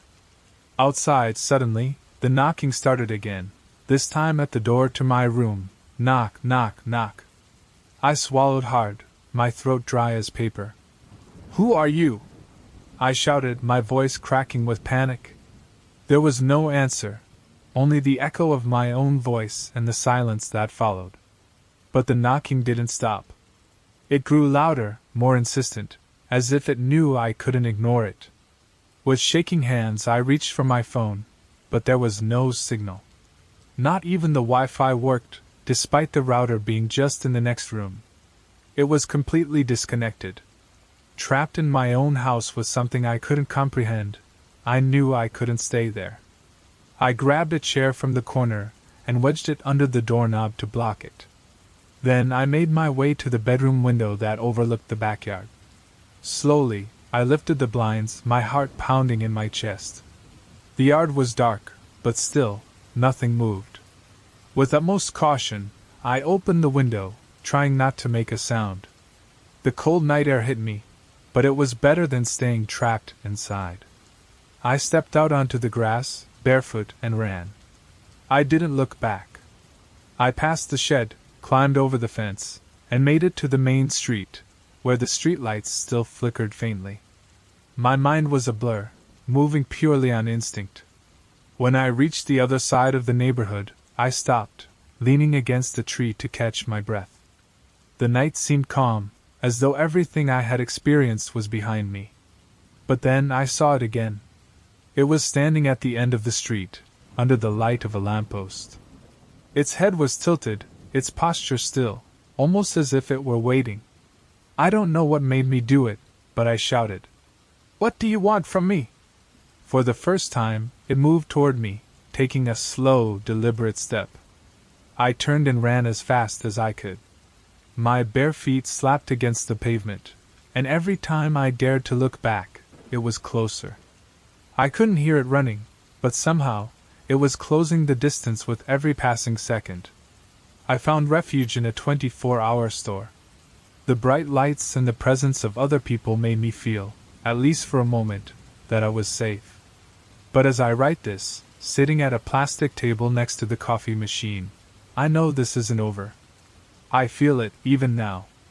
No matter how far I run, no matter how much I try to escape, it's waiting for me. Sooner or later, I'll have to face whatever it is that's hunting me. The wind was howling as I shut the door behind me. The little wooden cabin creaked with every gust, and the sound of branches hitting the roof made my nerves tingle. I had rented this place in the mountains for a weekend getaway, hoping to disconnect from the noise of the city and the constant pressure of work. But now, alone in the middle of nowhere, I wasn't so sure I had made the right decision. The clock on the wall read 11:47 p.m. I had spent the last few hours reading by the fireplace, trying to ignore the growing sense of unease that seemed to seep into the air. The cabin was cozy, but also old, and every sound seemed amplified in the stillness of the night. That's when I heard it for the first time, a soft but deliberate knock on the front door. My heart skipped a beat. I froze, waiting to hear something else, but all that came was the howling wind. Maybe it was just a branch tapping against the wood, but then the knock came again, this time louder. "Hello?" I called out, my voice trembling. Slowly, I got up from the couch. There was no answer. I crept toward the door with cautious steps, my breath quickening. Peering through the peephole, I saw nothing but the darkness of the porch, dimly lit by the faint glow of a bulb. I took a deep breath, steadying myself, and I opened the door, and the cold night air hit me immediately. There was no one there. I looked around, searching for any sign of who or what could have made that noise. Everything was still, except for the leaves rustling in the wind. I quickly shut the door and locked it. It was probably just my imagination, I thought, although my instincts told me otherwise. I returned to the armchair, trying to calm myself down. Maybe I was just too tired, or perhaps it was the isolation. I pulled out my phone to distract myself, but as expected, there was no signal. That was part of the charm of this place, complete disconnection. But right now, all I wanted was to be able to call someone. Then, the knock came again, this time louder, 3 sharp, deliberate knocks. I jumped from the armchair, my heart racing out of control. It couldn't be the wind. That was impossible. I gathered my courage and grabbed the fireplace poker before approaching the door again. "Who's there?" I shouted, my voice louder than I had expected. Silence. I gripped the poker tightly in both hands as I slammed the door open, ready to face whatever was out there. The porch was empty, but this time, there was something on the ground, a small wooden figure, no more than 6 inches tall. It was a little man with a mocking expression carved into his face. The detail was astounding, from his hat to his bright eyes, which seemed to watch me, even in the dark. I scanned the area for signs of anyone, but there was no one around. With trembling hands, I picked up the figure and closed the door behind me. I placed it on the table next to the fireplace, unable to take my eyes off it. There was something unsettling about it, the way it seemed to be smiling. The clock struck midnight. The fire in the fireplace began to die down, and with it, the warmth of the room faded. A gust of wind slammed into the cabin, stronger than ever, making the windows rattle. Then I heard it, a high-pitched laugh, light and childlike, coming from the table where the wooden figure was. My blood ran cold. I looked at the table, and the figure was no longer there. The sound of small footsteps echoed on the wooden floor behind me. I dared not move. The fireplace poker was still in my hand, but my fingers trembled so badly I could barely hold it. "Who's there?" I asked again, my voice barely a whisper. This time, the laugh came again, now closer. Slowly I turned, my eyes scanning the room. In the farthest corner, lit only by the glow of the embers, I saw the wooden figure. It wasn't still anymore. This time, it was moving, its tiny legs bending and stretching as it took one step after another toward me. Its grin seemed to have widened. I didn't wait to see what it would do next. I dropped the poker and bolted for the door, my feet slipping on the wood as I struggled to keep my balance. I flung the door open and rushed into the cold night air, the wind stinging my face. I ran toward my car, parked a few meters from the cabin. My hands were shaking so badly as I tried to unlock the door. Finally, I managed to get it open and jumped inside, slamming the doors shut behind me. I started the engine and looked toward the cabin. Through the front window, illuminated only by the flickering porch light, I saw it, the wooden figure, standing on the windowsill, its face pressed against the glass, watching me. I floored the accelerator, leaving the cabin behind. I couldn't shake the feeling of that dark, ominous presence. I didn't dare look back. I drove through the entire night, non-stop, my mind a blur, my body worn out, until I finally reached the city. When I stopped at a motel, exhaustion hit me hard, but sleep was elusive. I collapsed into the bed, tossing and turning, unable to quiet the restless thoughts that haunted me. The next morning, my phone buzzed with a text from Dog, the owner of the cabin. "Everything okay? You left something on the table in the living room. The little wooden figure you found seems like it followed you." I stared at the message for a long time, but I didn't respond. And I won't. I haven't gone back to that cabin, and I don't plan to. But some nights, when everything is still and quiet, I swear I hear a high-pitched laugh coming from a distance. Back at the Jefferson Building, the office was a hive of activity during the day, phones ringing, keyboards clacking, the constant hum of conversations filling the air. But at 11:30 p.m., the halls were empty, swallowed by an eerie silence. I was the last to leave, as usual, trying to finish a report before the morning meeting. The rest of the floor was cloaked in darkness, with only the emergency lights casting long, deep shadows across the walls. There was something unsettling about the emptiness of a place that was usually brimming with life. I took a sip of my cold coffee and stretched, the tension in my muscles reminding me that I needed a break. I decided to head to the restroom. The hallway was eerily silent, and my footsteps echoed too loudly against the thick carpet, as if the building itself amplified every sound I made. As I rounded the corner into the common area, something caught my eye. One of the chairs in the break room was askew, facing the entrance. That wasn't right. At the end of every day, they made sure the chairs were neatly aligned, all of them under the round table. I approached cautiously, my heart pounding in my chest. I reached out and touched the chair. It was warm, as though someone had just been sitting there. I stepped back, trying to find a logical explanation. Maybe the cleaning crew had moved it, and I hadn't noticed. But the nagging feeling that something was wrong wouldn't go away. I quickly returned to my office, closed the door, and tried to focus on my work. But then I heard it. At first, it was just a soft creak, like someone shifting their weight. Then came the slow, deliberate footsteps coming from the hallway. My hands froze above the keyboard. No one else should be here. The security system logs every entry, and I was the only one on the floor. I stared at the door, my breath shallow, as a light under the frame revealed movement on the other side. The footsteps stopped right in front of my door. The silence that followed was suffocating, heavy, as though the very air had thickened. I could hear my heart pounding in my ears. Slowly I got up, my legs trembling. I approached my desk and grabbed my phone. There was no signal. Then I heard the door handle turn, a barely audible click. I backed away into the farthest corner of my office, my pulse racing. The lights flickered, then went out entirely, plunging the room into total darkness. A low, rasping sound filled the air, almost like a whisper, though the words were unintelligible. But the feeling was clear. Something was trying to get in. I closed my eyes and stood frozen, praying it would pass. Finally, the lights flickered back on, and with them, the silence. No one was there. I opened the door and peered down the empty hallway, but when I turned back to my desk, I saw it. My chair was facing the door. There was no mistaking it. Someone had been there. I ran out of the building, leaving my laptop and report behind.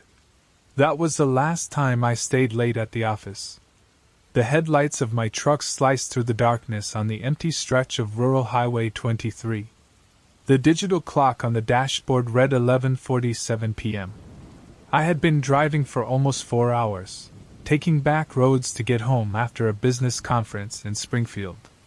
The GPS had died 2 hours ago, and my phone had no signal, and the road stretched endlessly ahead of me, flanked by cornfields on both sides. I hadn't seen another car for at least an hour.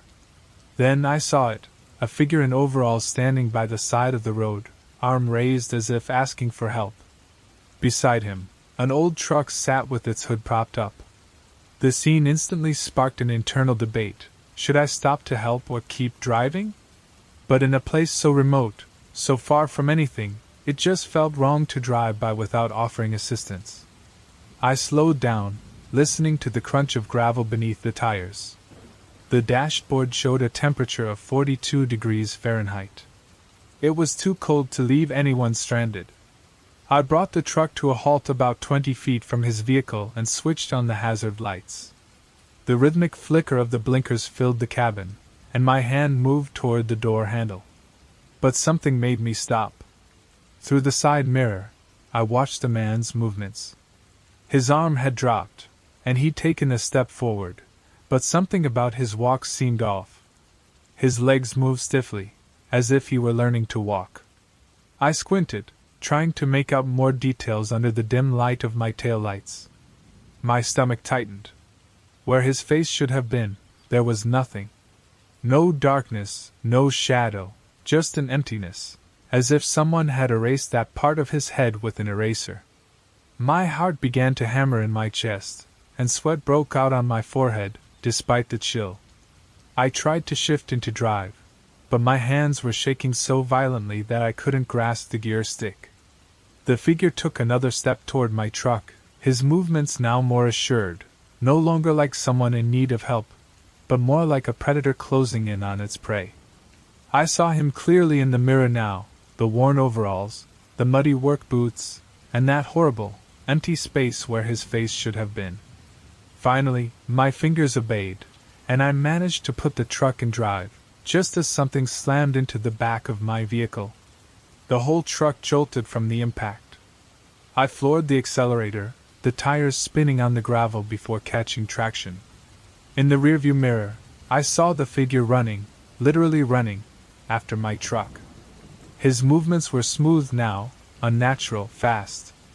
The empty space where his face should have been seemed to shimmer, like it was radiating heat. The speedometer climbed, 40, 50, 60 miles per hour. The thing kept pace, its legs moving at an impossible speed. My hands gripped the steering wheel so tightly that my knuckles turned white. The engine roared as I pushed it harder, reaching 70 miles per hour. Finally, I started to pull away. The figure grew smaller in my mirror, but it didn't stop. Even when it was just a distant shadow on the dark road, I could still see it running with that eerie, fluid grace. I drove for 2 straight hours without slowing down, my heart never stopping its frantic rhythm.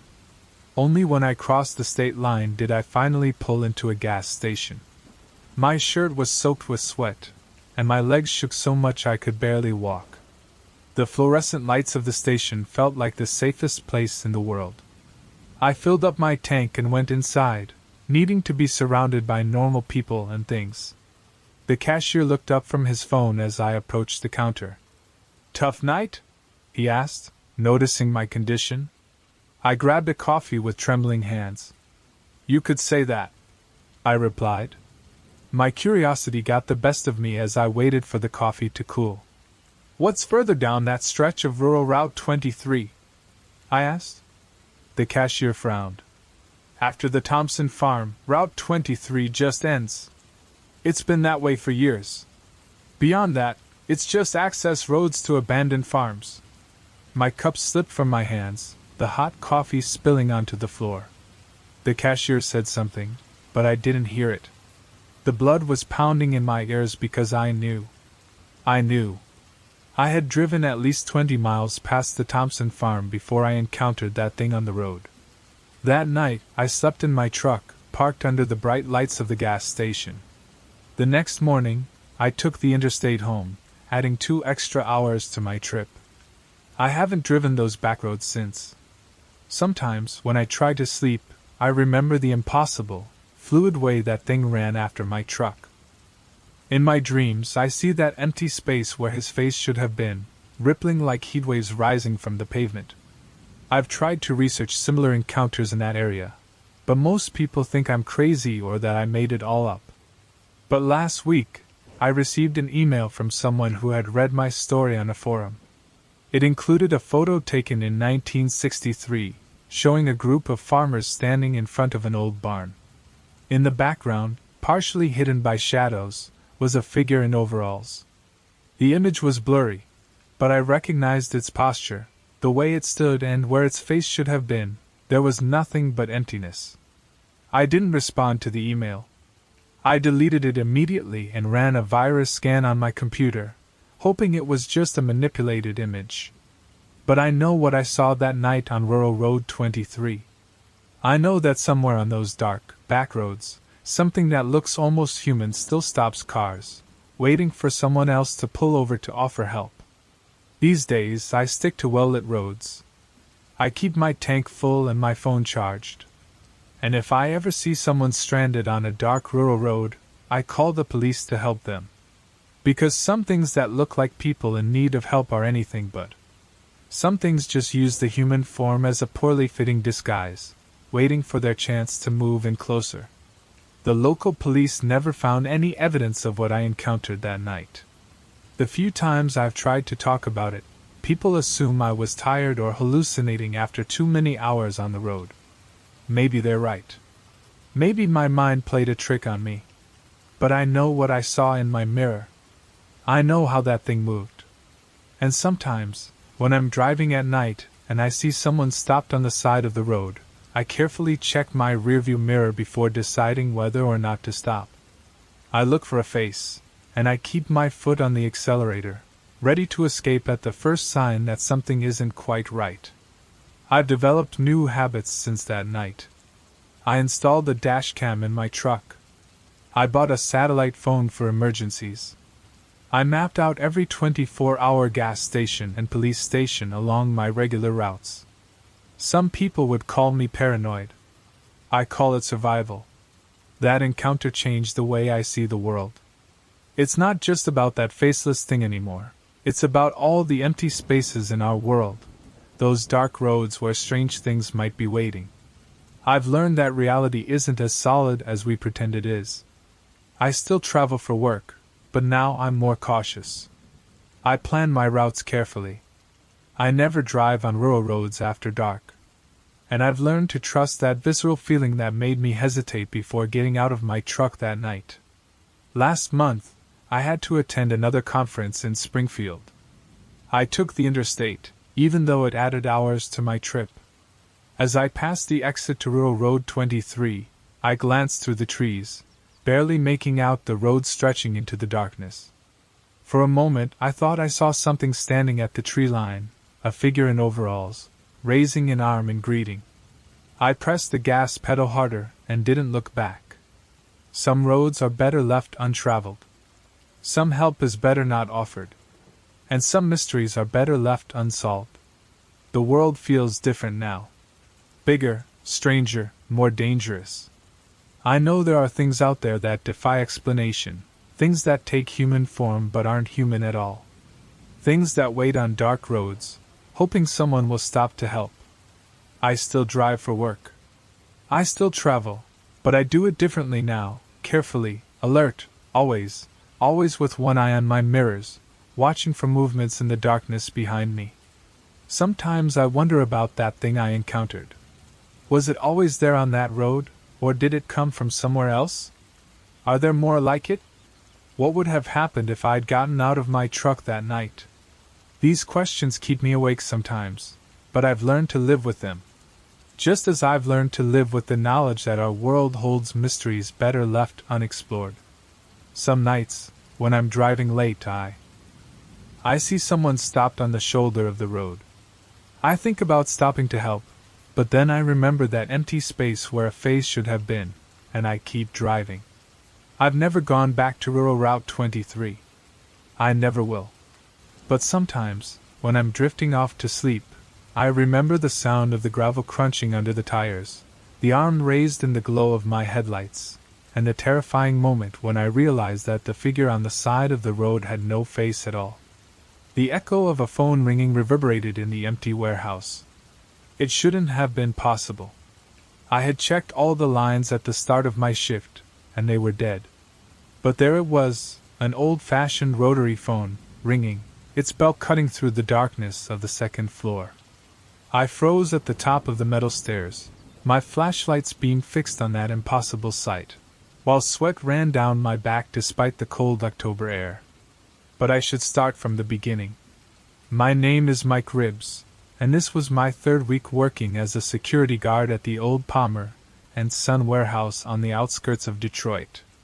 The job had seemed simple when I took it: patrol the perimeter every hour, check the locks, and make sure no one snuck in to steal the inventory or machinery parts stored there since the place had shut down in 1989.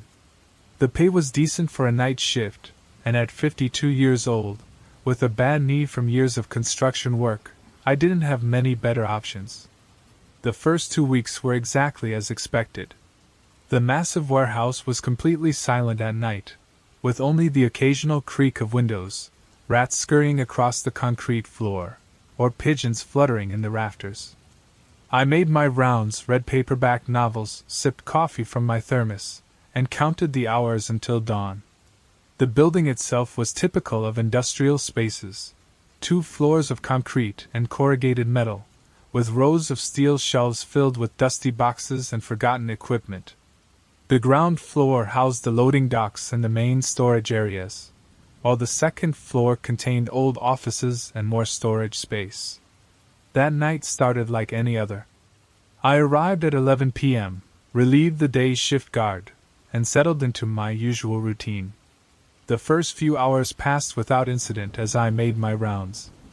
Around 2 a.m., I was sitting in the small security office by the main entrance, working on a crossword puzzle, when I heard it, voices coming from the second floor.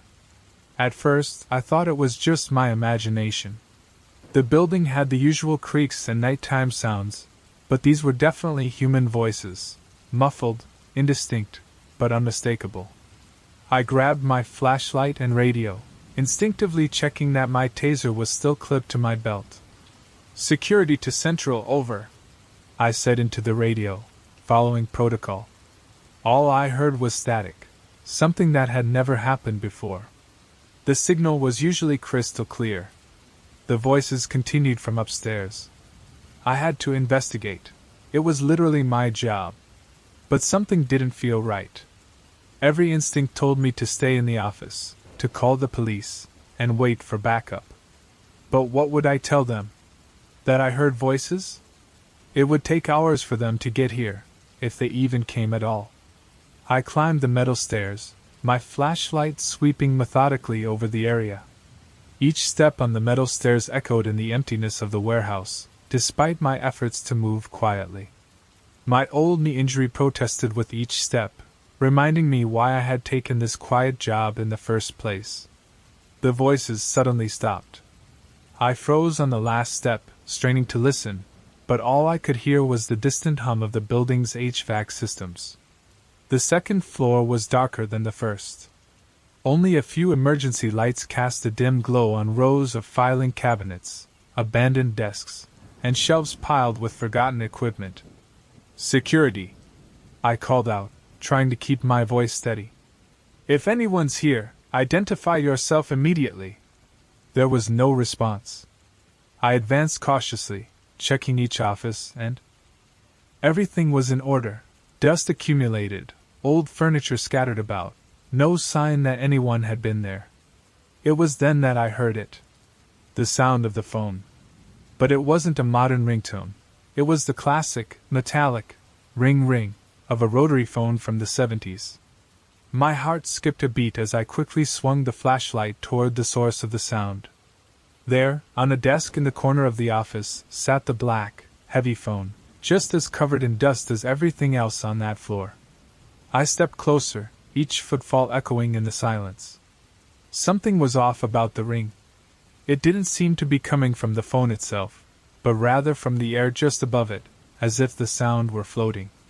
As I pointed the beam of my flashlight directly at the device, I saw it. The cord was frayed and cut, just a few inches from the base. It wasn't even connected to anything. Yet the phone kept ringing. My hand trembled as I leaned toward the receiver. Just as my fingers touched the cold plastic, the ringing stopped. Silence. Complete, oppressive silence. Cautiously, I picked up the receiver and held it to my ear. "Hello?" My voice cracked at first. There was nothing but static at first, but then, there were voices. Dozens of them, all whispering in unison. It was impossible to distinguish the words. The sounds melded together, as if everyone was speaking at once in languages I couldn't understand. The air around me grew cold, and I could see my breath forming in the beam of the flashlight. The voices grew louder, more intense, still incomprehensible, but there was an urgency to them that made me want to throw the phone down and run. My flashlight flickered once, twice. The voices reached a crescendo, a cacophony of whispers that seemed to press against my skull, pounding inside my head. With a sharp, sudden motion, I slammed the receiver back into its cradle and stumbled backward. The flashlight steadied, and once again, the silence returned. I looked at the phone, now lifeless, sitting on the desk like any other forgotten piece of equipment in an abandoned storage room. It took several seconds for me to steady my breathing and leave the office. I did a quick sweep of the floor, more out of instinct than any real intention. Everything seemed normal. No signs of intruders, no disturbances. I returned to the security office and spent the rest of the night staring at the security cameras. They showed nothing out of the ordinary, just empty rooms and dark hallways. When my replacement arrived at 7 a.m., I didn't mention what had happened. What could I say that wouldn't sound like the delirium of a tired man? I called in sick for the next 2 shifts. During that time, I couldn't stop thinking about what had happened. Had I imagined it all? Or was there something else in that warehouse that no one knew about? On the 3rd day, I decided to return to the building during the day. The sunlight made everything feel safer, less threatening. I ascended to the 2nd floor with determined steps, ready to face whatever it was. The phone was still there, covered in dust, the cord still cut. This time, I picked it up without hesitation. But there was no sound. Only silence. I tried to learn more about the history of the warehouse. I asked former employees, dug through public records. But I found nothing that could explain what I had experienced. No fatal accidents, no mysterious deaths, no disappearances. Nothing out of the ordinary. When I returned to work, the building was in its usual state. Absolute silence. The shifts passed without incident. The phone never rang again. The voices never returned. That was 6 months ago. Since then, I've continued working in the warehouse. Most nights are quiet, just me, my flashlight, and the normal sounds of an old building. But some nights, as I walk through the 2nd floor, I find myself listening intently, waiting to hear those voices. Every time I pass by the office in the corner, I can't help but glance at the phone, expecting to see it move, expecting it to ring again. Since that night, I've changed some of my habits. I don't answer any phone in the building, not even my own mobile, while I'm on shift. I always carry a spare flashlight. I've learned that some things are better left uninvestigated. Some questions are best left unanswered. That incident changed me in subtle ways. Now I'm more alert during my shifts, more aware of my surroundings. Any unexpected sound makes me tense. I've learned to trust my instincts. When something feels wrong, it usually is. However, I've also learned that fear doesn't have to control you. You can experience something inexplicable, something that shakes your understanding of reality, and still get up the next day and move forward with your life. I've never told anyone this story. Who would believe me? A phone that rings with no connection, mysterious voices in an empty building.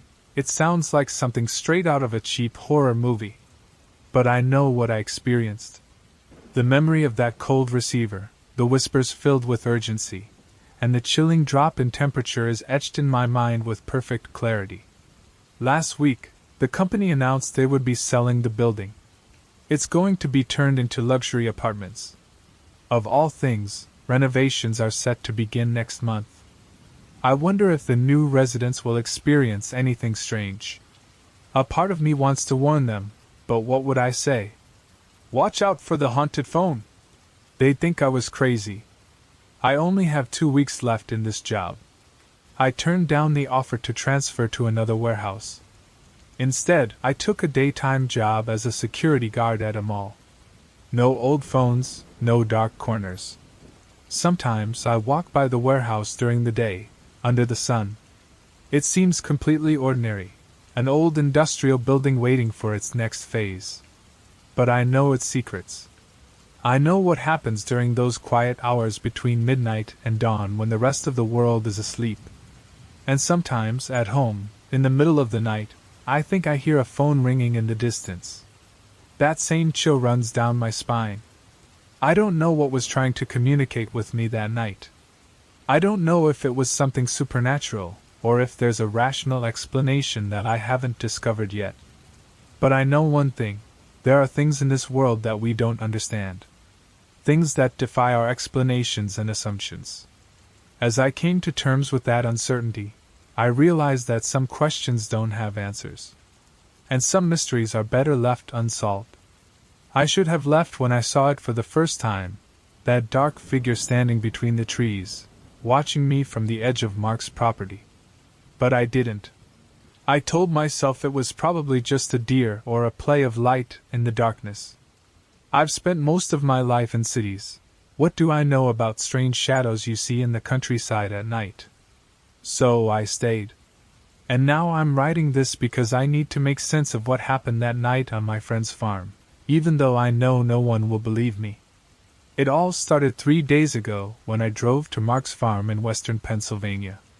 He had inherited the property from his uncle 6 months ago, and had been asking me to visit for a while to check out the renovations he was working on. I hadn't seen him since college, almost 10 years ago, so I finally took a week off from work and made the trip. The property was just as I imagined, a 2-story old house surrounded by fields that hadn't been worked in years, bordering a dense forest.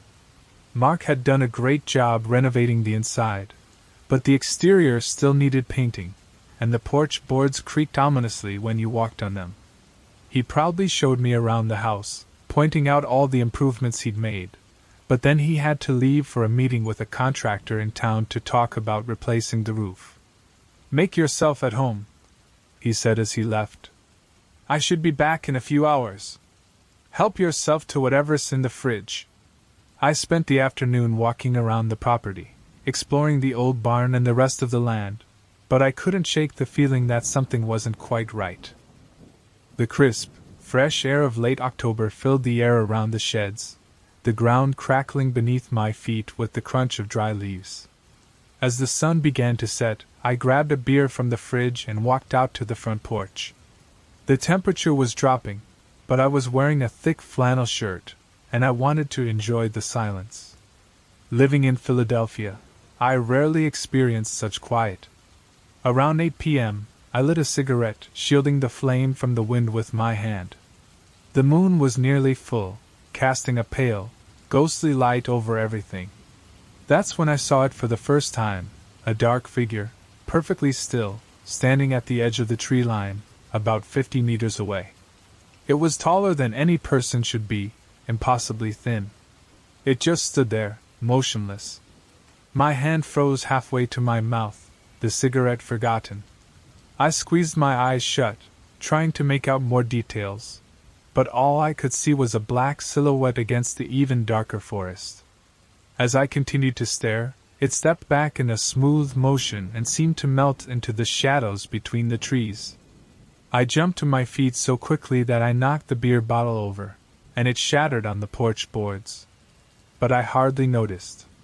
My heart was pounding in my chest as I stood frozen. My voice, weak and thin, barely made a sound in the cool night air. No response. I hurried inside, locked the door behind me, and tried to calm myself. My hands trembled as I picked up the broken glass from the porch. I glanced through the window, telling myself I was being ridiculous. It was probably just a trick of the moonlight and shadows. But I couldn't shake the feeling that I was being watched. Mark still hadn't returned. I tried calling him, but there was no signal, something that was all too common in the area. I walked through the house, checking that all the windows were closed and the doors were locked. The house felt different now, less welcoming. Every creak of the old wooden floorboards made me jump. Around 10 p.m., I decided to try to sleep. Mark had settled into the guest room upstairs. I changed into comfortable clothes but didn't bother getting under the blankets. I didn't expect to sleep at all. The bedroom window faced the front yard, which stretched into the woods. I kept my eyes fixed on the tree line, watching for any movement. The sound started around midnight. A slow, deliberate scratching, as if something was dragging itself across glass. It came from downstairs. I froze in bed, barely breathing, straining to hear. The scratching moved from one window to the next, encircling the whole house. Then it stopped. I heard slow, heavy footsteps on the porch, creaking the old boards. They started at one end and gradually made their way toward the front door. I could almost picture something walking out there, testing each board, searching for a way inside. The footsteps reached the door. The doorknob rattled once, twice, 3 times. My body went rigid, my muscles tense with fear. Then silence. I don't know how long I lay there, unable to move. Eventually, I must have drifted into an uneasy sleep because I woke up to sunlight streaming through the window. For a moment, I felt a sense of relief, as though everything that had happened during the night seemed less real in the daylight. Then I looked out the window. There were marks on the frosty lawn, marks that started at the tree line and came straight to the house. But they weren't human footprints. They were long, straight lines, as if something had been dragged. They circled the entire house, following the exact path of the scratching sound I had heard. My hands trembled as I packed my bag. I was in the car in less than 10 minutes. I called Mark as soon as I had a signal, making up an excuse about a work emergency. He sounded disappointed, but he understood. I didn't tell him what had really happened. I've been back home for 2 days now, trying to convince myself that it was all in my head. But last night, I woke up to a familiar sound, a slow, deliberate scratching at my bedroom window. I live on the 5th floor. I'm writing this now because I need someone to know what happened. The scratching is getting louder, and I know that when I look out the window, I will see that tall, thin figure waiting. And this time, there's nowhere to run. The knock at my door made me jump so hard I nearly fell out of bed. It was just my neighbor Jim, asking if I was okay. Apparently, I had been screaming in my sleep. I must have fallen asleep while writing. I invited him in for coffee to apologize for the noise. As we sat in my kitchen, sunlight pouring in through the windows, the events at Mark's farm began to feel distant, almost laughable.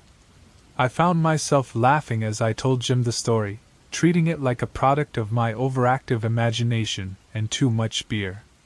But I noticed that Jim kept looking nervously toward my window. When I asked why, he said he had seen something strange out there last night while walking his dog, a tall, dark figure standing in the alley, facing my building. Jim assumed it was just a shadow, but I knew it wasn't. I'm packing up to move next week. I don't know if it will help, but I have to try. Whatever that thing was, whatever it wanted, I know it followed me home from Mark's farm. Sometimes, at night, I still hear those slow footsteps.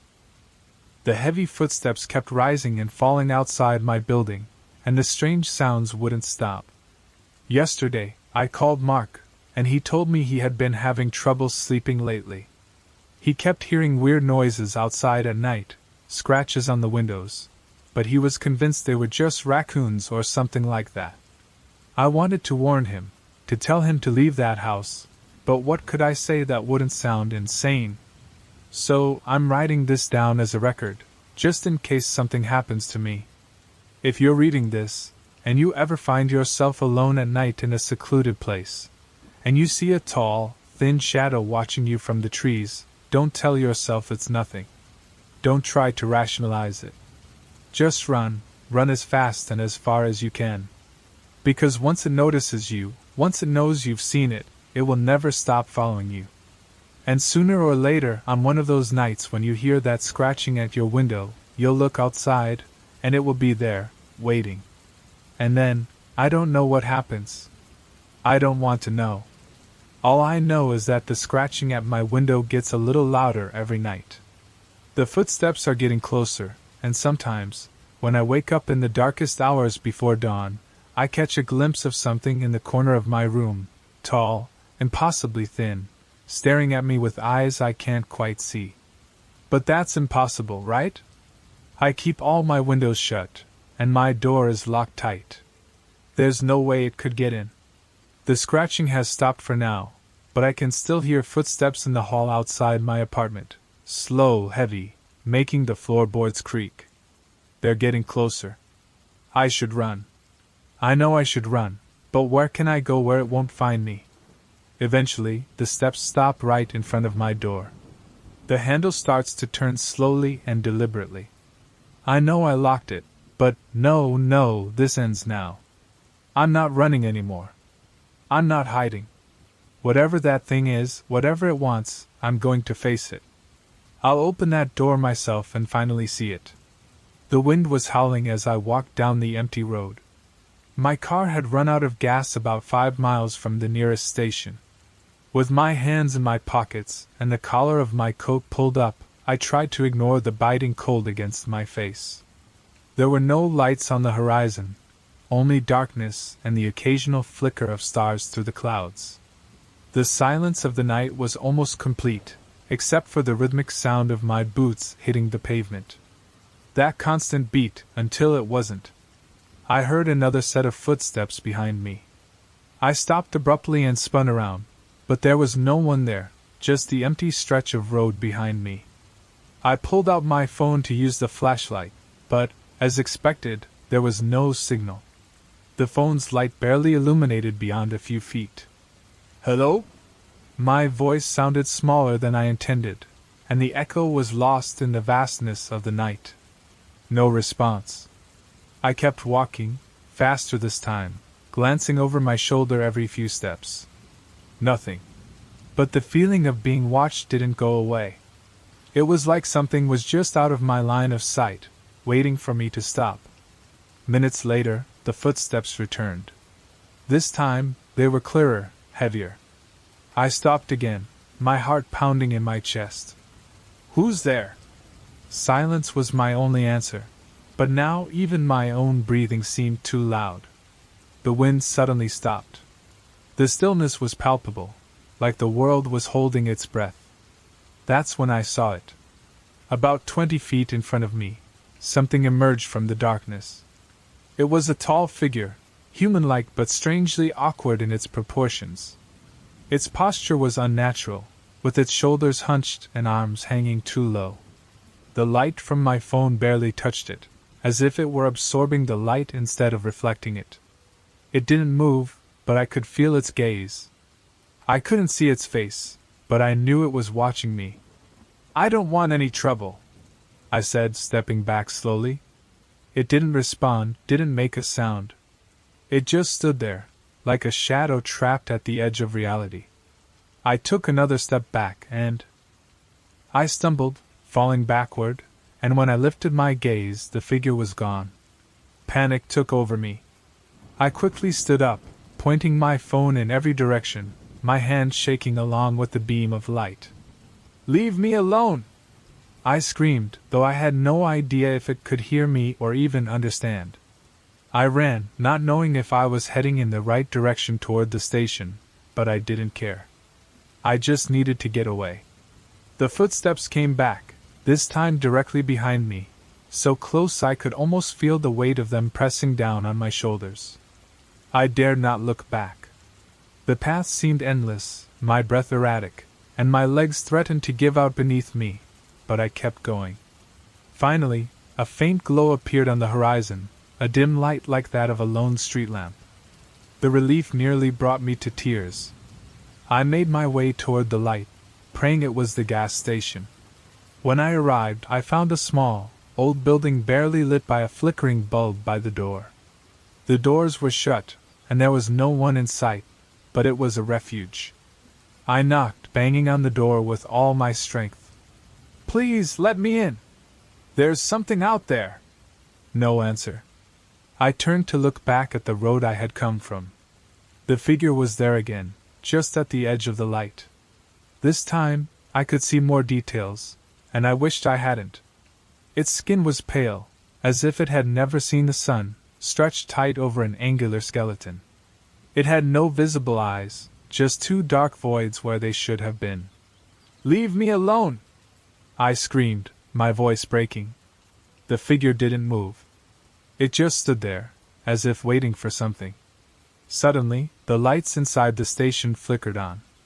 A shadow moved behind the door, and an older man cautiously opened it. "What's going on?" he asked, frowning when he saw me. "Please, something's following me." I turned to point, but the road was empty. The man gave me a skeptical look but then nodded. "Come in quickly." I didn't need to be told twice. I rushed inside, and he shut the door behind me, locking it. "What did you see?" he asked, his tone more serious now. "I don't know what it was," I said, my voice trembling. "Something on the road followed me from my car." The man stared at me for a moment before nodding slowly. "You're not the first." My voice faltered. "What is it?" He sighed, turning on a small stove to heat some water. "I don't know exactly, but sometimes, when the night's too dark, something moves along the road. Something that doesn't belong to this world. Why doesn't anyone warn people? Why are there no signs or anything?" The man gave me a tired look. Who would believe something like that? I fell silent as he served 2 cups of tea. Outside, the wind picked up again, carrying leaves and shadows. "Don't worry," the man said, passing me a cup. "They never come in. They just want you to look at them." I drank the tea in silence, trying to ignore how the wind seemed to whisper right outside the window. My hands gripped the steering wheel tightly as another mile marker disappeared into the darkness behind me. The clock on my dashboard read 11:47 p.m. I hadn't seen another car for at least 40 minutes on this stretch of rural road cutting through northern Vermont. The headlights carved a tunnel through the black night, illuminating patches of frost beginning to form on the asphalt. My phone had lost signal about 20 minutes ago. "James," a voice called from somewhere outside my window. It was a soft, drawn-out whisper, barely audible, my own name spoken in a way that made the hairs on the back of my neck stand up. I turned my head sharply toward the passenger side window, but all I saw was the dense forest pressing in at the edge of the road. The speedometer read 45 miles per hour. Too fast to have heard anyone from outside, I told myself. It was impossible. My shoulders tensed as I focused more intently on the road ahead. "James." There it was again, the same lingering whisper, somehow cutting through the sound of the tires on the pavement. My heart raced. Sweat gathered in my palms on the leather of the steering wheel. Something dark moved in my peripheral vision, just at the edge of the tree line. When I turned to look, there was nothing there. I slammed my foot on the accelerator, pushing the car up to 60 miles per hour. The hum of the engine filled the cabin. My breathing quickened. The radio had stopped picking up stations for miles, leaving only silence, broken only by the mechanical sounds of the car. A shadow crossed my peripheral vision again, keeping pace with my car. My chest tightened.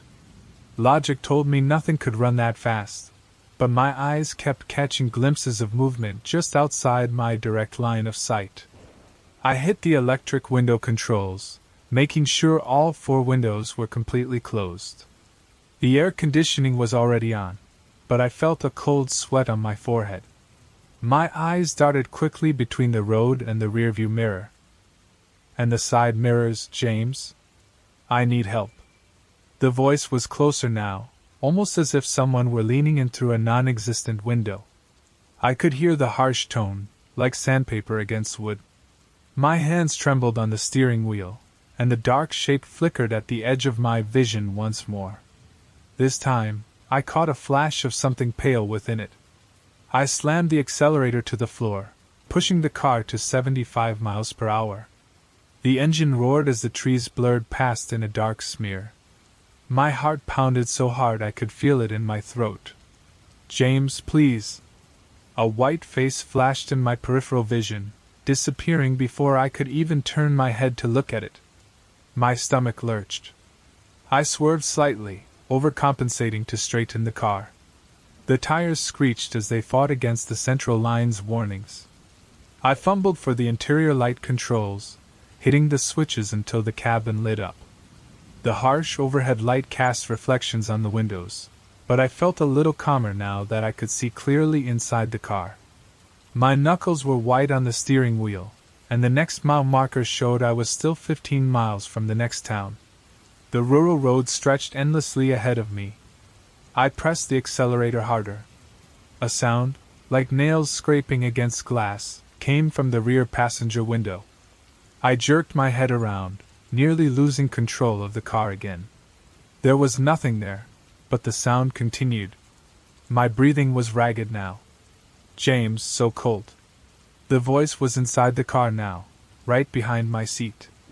I felt something brush my shoulder. The contact was like ice water against my shirt.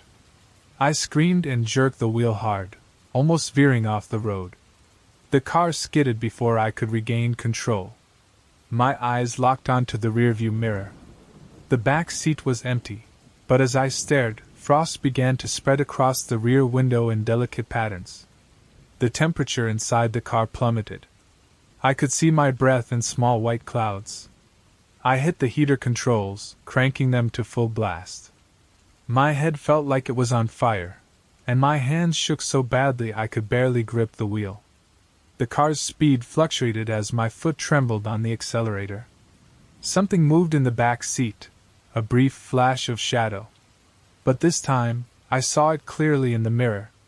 My chest tightened, and my breathing became even more labored.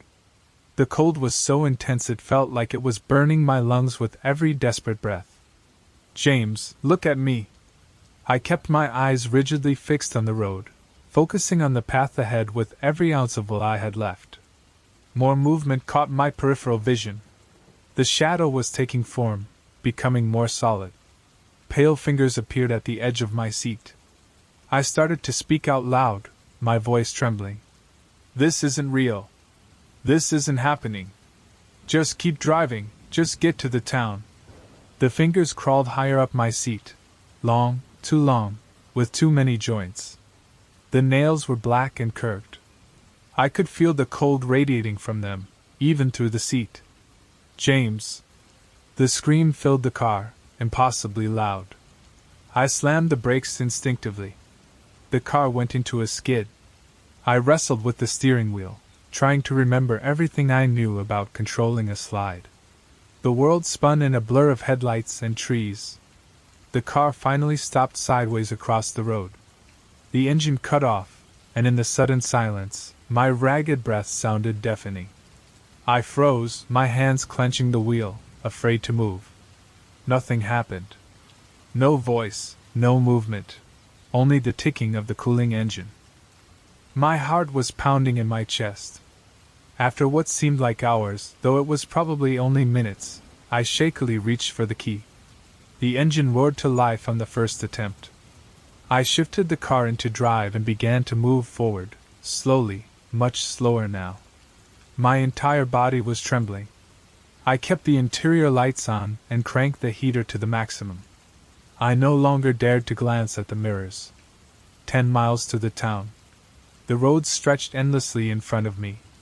I began to focus on my breathing, counting each inhale and exhale, trying to steady myself. In through the nose, out through the mouth. My shirt was soaked with sweat, despite the persistent chill in the air. As I neared the town, I saw the sign marking the city limits reflected in my headlights.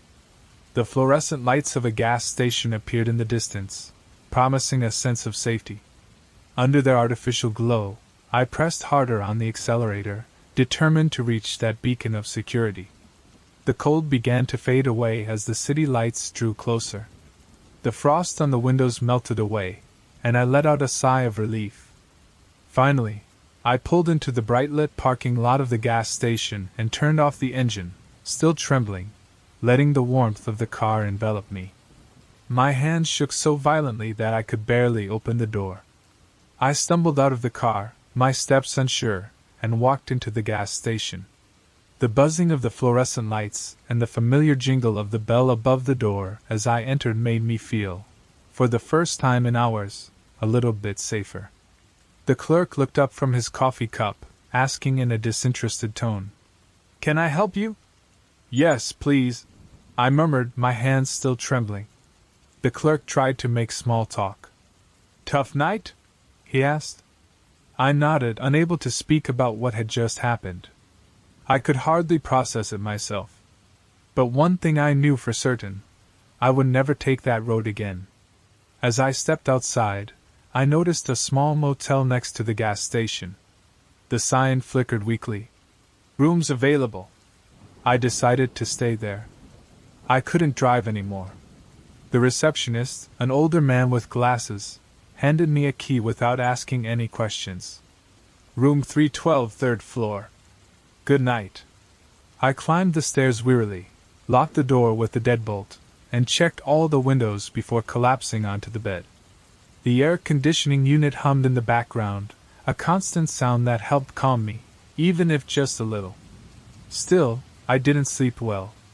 Every time I closed my eyes, that face would appear, reflected in my windshield, that twisted smile, those dark hollows where eyes should have been. Eventually, fatigue took over, and I finally fell asleep. The next morning, with sunlight streaming through the curtains, everything seemed more normal. Sitting on the edge of the bed, I made a decision: I would never again drive on rural roads at night. No matter how long it took, I would stick to well-lit main roads. But that night, as I prepared to sleep in my own home, I heard something that froze the blood in my veins. Knock. Knock. Knock. 3 soft taps on my front door. My heart stopped. I walked slowly toward the door, peering through the window. There it was, standing under the streetlight, staring at me. Its head tilted as always, its posture still and unmoving. And though it was far away, I felt as if it were standing right behind me. The next day, I found a note on my door. "I'm still watching." Since then, I haven't seen it again, but every night when darkness falls, I wait. I wait for the knocks. I wait for its voice calling me from the shadows. And I know that sooner or later, it will be waiting for me at a place I won't be able to avoid. The road to the nearest gas station was a desolate stretch of highway. I was driving down a dark, desolate road, surrounded by shadowed fields and trees swaying with the wind. My car had run out of gas about 5 miles from the station, leaving me with no other choice but to walk. The biting cold sliced across my face as I moved forward, my only companions being the stars, which peeked through the clouds now and then. Aside from the sound of the wind and the rhythmic thud of my boots on the asphalt, the world was eerily silent, or so I thought. About half a mile ahead, I noticed something odd. Another pair of footsteps started to echo behind me. I stopped dead in my tracks and glanced back. The road was empty, but the footsteps kept going for a few more seconds before they too fell silent. I pulled out my phone to use its flashlight, but as expected, there was no signal. The light barely illuminated a few feet in front of me, leaving the rest of the path shrouded in darkness. "Hello?" My voice echoed weakly in the emptiness. The sound vanished into the silence, and with it, any trace of an answer. I continued walking, quickening my pace. Every few seconds, I looked behind me, certain that something, or someone, was following. And then I saw it. About 30 feet ahead, something appeared in the road. It was a tall, thin figure, human in shape but disturbingly awkward, like it was out of place. Its arms hung too low, and its posture was unnatural, as if it wasn't meant to be standing at all. The light from my phone barely touched its outline, almost as if the figure was absorbing the light rather than reflecting it. My body froze. I could feel its gaze on me, even though I couldn't make out any features on its face. I slowly took a step back, my breathing erratic. I tripped and fell onto my back. When I looked up again, the figure was gone. Panic surged through me, and I ran. I didn't know if I was heading toward the station or back to my car. I just needed to get away. The sound of footsteps returned, much closer this time. The weight of each step seemed to reverberate in my ears. Finally, I saw a glow in the distance, a faint light, like that of a street lamp. I ran toward it, feeling my body on the verge of giving up. When I reached it, I found an old gas station. The doors were locked, but the lights inside were on. I slammed my fists against the door. "Let me in, please!" I screamed desperately. A few moments later, an older man opened the door. "What's going on?" he asked, eyeing me with suspicion. Something is following me. It's out on the road." I turned to point, but the road was empty. The man frowned but nodded and stepped aside. "Come in," he said, locking the door behind me. I sat down in one of the chairs as he lit a small stove to warm some water. "What did you see?" he asked, his tone more serious now. I explained everything, the details of the figure I had seen. When I finished, he nodded slowly. "You're not the first," he said with a sigh. "What does that mean?" I asked, confused. "I don't know what it is exactly, but it always shows up on nights like this. Don't worry, it never comes inside. It just wants you to see it." I drank the tea he offered, trying to calm my nerves, while the wind howled outside. But even as we talked, I couldn't shake the feeling that something was just outside, waiting. The train station clock read 11:47 p.m. I was standing on the empty platform, the cold November air gnawing at my bones. The only sound was the low hum of the fluorescent lights. I shouldn't have been there. The last train had passed an hour ago, but my car had broken down on the way home, and this was the only place that seemed safe while I waited for a tow. The electronic sign above the platform flickered erratically, displaying confusing messages. "Last stop, system error, welcome to the train." None of it helped ease my anxiety. I checked my phone, no signal, of course. This stretch of the line had always been a dead zone for networks. And then I heard something. The distant whistle of a train, soft at first but growing louder. I looked down the tunnel toward the horizon. A few seconds later, the lights of a train emerged from the darkness. My brow furrowed. There were no scheduled trains at this time, none at all. The lights of the train were unnaturally bright, almost blinding, as it drew closer. The locomotive looked old, from the early 20th century, with wrought iron details and small windows. The train came to a stop with a screeching sound of brakes and the doors opened, but there was no driver visible in the cabin. However, the lights inside were warm and inviting. "Hello?" My voice sounded weak, lost in the echo of the empty platform. There was no response. I cautiously approached the open doors. There was no one inside, but the interior was pristine, as if it had just been cleaned. The leather seats gleamed, the ceiling lamps were made of intricately carved glass, and the air was filled with the scent of something sweet and familiar, like freshly baked cookies. I considered staying on the platform, but the cold and the oppressive feeling of being alone pushed me forward. I stepped onto the train. The doors closed softly behind me with a quiet whisper, and the train began to move almost immediately. I looked out the window, expecting to see the familiar landscape of the outskirts of the city, but what I saw was different. There were no buildings, no roads, no trees, just a thick fog that seemed to surround the train on all sides. I walked down the aisle, passing several empty cars. Each one was dimly lit, but there wasn't a single person on board. Finally, I reached a car that was different. A table was set in the center, covered with a white tablecloth, silver plates, and cutlery, and a banquet of food arranged perfectly on the table. But none of the dishes seemed familiar. They looked strangely generic, as if someone had tried to recreate a meal without ever having seen one before. Then I heard it, a soft, constant whisper. "Who's there?" I asked, my voice trembling. The whisper didn't answer, but something began to move on the other side of the car. The shadows on the walls twisted and stretched unnaturally. "You shouldn't have gotten on," said a low, guttural voice. My skin crawled.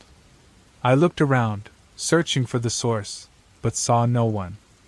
"Who are you?" I shouted. The lights flickered. The fog outside the train seemed to thicken, pressing against the windows as though it was trying to get in. "Get off at the next stop," the voice hissed, muffled by the shadows. The train came to an abrupt stop. The doors opened, revealing a platform I didn't recognize. It wasn't part of the train line I knew. It looked more like an old underground passage, with damp stone walls and flickering torches mounted on iron stands. "Get off now!" the voice urged, louder this time. Something inside me screamed that I shouldn't leave the train.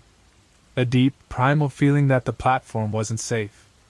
"I can't," I whispered, almost to myself. The doors slammed shut suddenly, and the train began moving again, but something had changed. The whisper didn't stop. It grew, becoming a chorus of low, discordant voices all speaking at once in languages I couldn't understand. The train began to accelerate, the lights inside flickering more intensely. The shadows on the walls moved frantically, as if they were alive, as if they were trying to reach out for me. "Please stop!" I screamed, but the voices ignored my pleas. Then, in an instant, everything froze. The train, the voices, even my breathing, everything seemed to stop in time. I stood still in the middle of the empty car. The doors opened again. This time, the platform was familiar. It was the same one I had boarded the train from. The cold night air flooded the car. Without thinking twice, I ran for the exit and jumped onto the platform. The doors slammed shut behind me, and the train disappeared into the fog. I looked at my watch, 11:47 p.m. My car was exactly where I had left it. But when I tried to start the engine, it roared to life without hesitation, as if it had never been dead in the first place. I drove home, my hands trembling on the steering wheel. I never took another train again. Sometimes, on quiet nights, I hear a whistle in the distance, too close for my comfort. And in those moments, I draw the curtains tight and shut my eyes, hoping that the sound will fade away. I try not to think about that train, or what might have happened if I had gotten off at that strange stop. The clock read 11:47 p.m. as I sat in my car, engine off, staring at the closed coffee shop across the street. Something wasn't right. The closed sign hung in the window, but I could still see movement inside, shadows slipping across the frosted glass, shapes that shouldn't have been there at this hour. And then there was the smell. Freshly brewed coffee, rich and strong, even though my car windows were closed. I gripped the steering wheel tighter, leaving sweaty marks on the leather.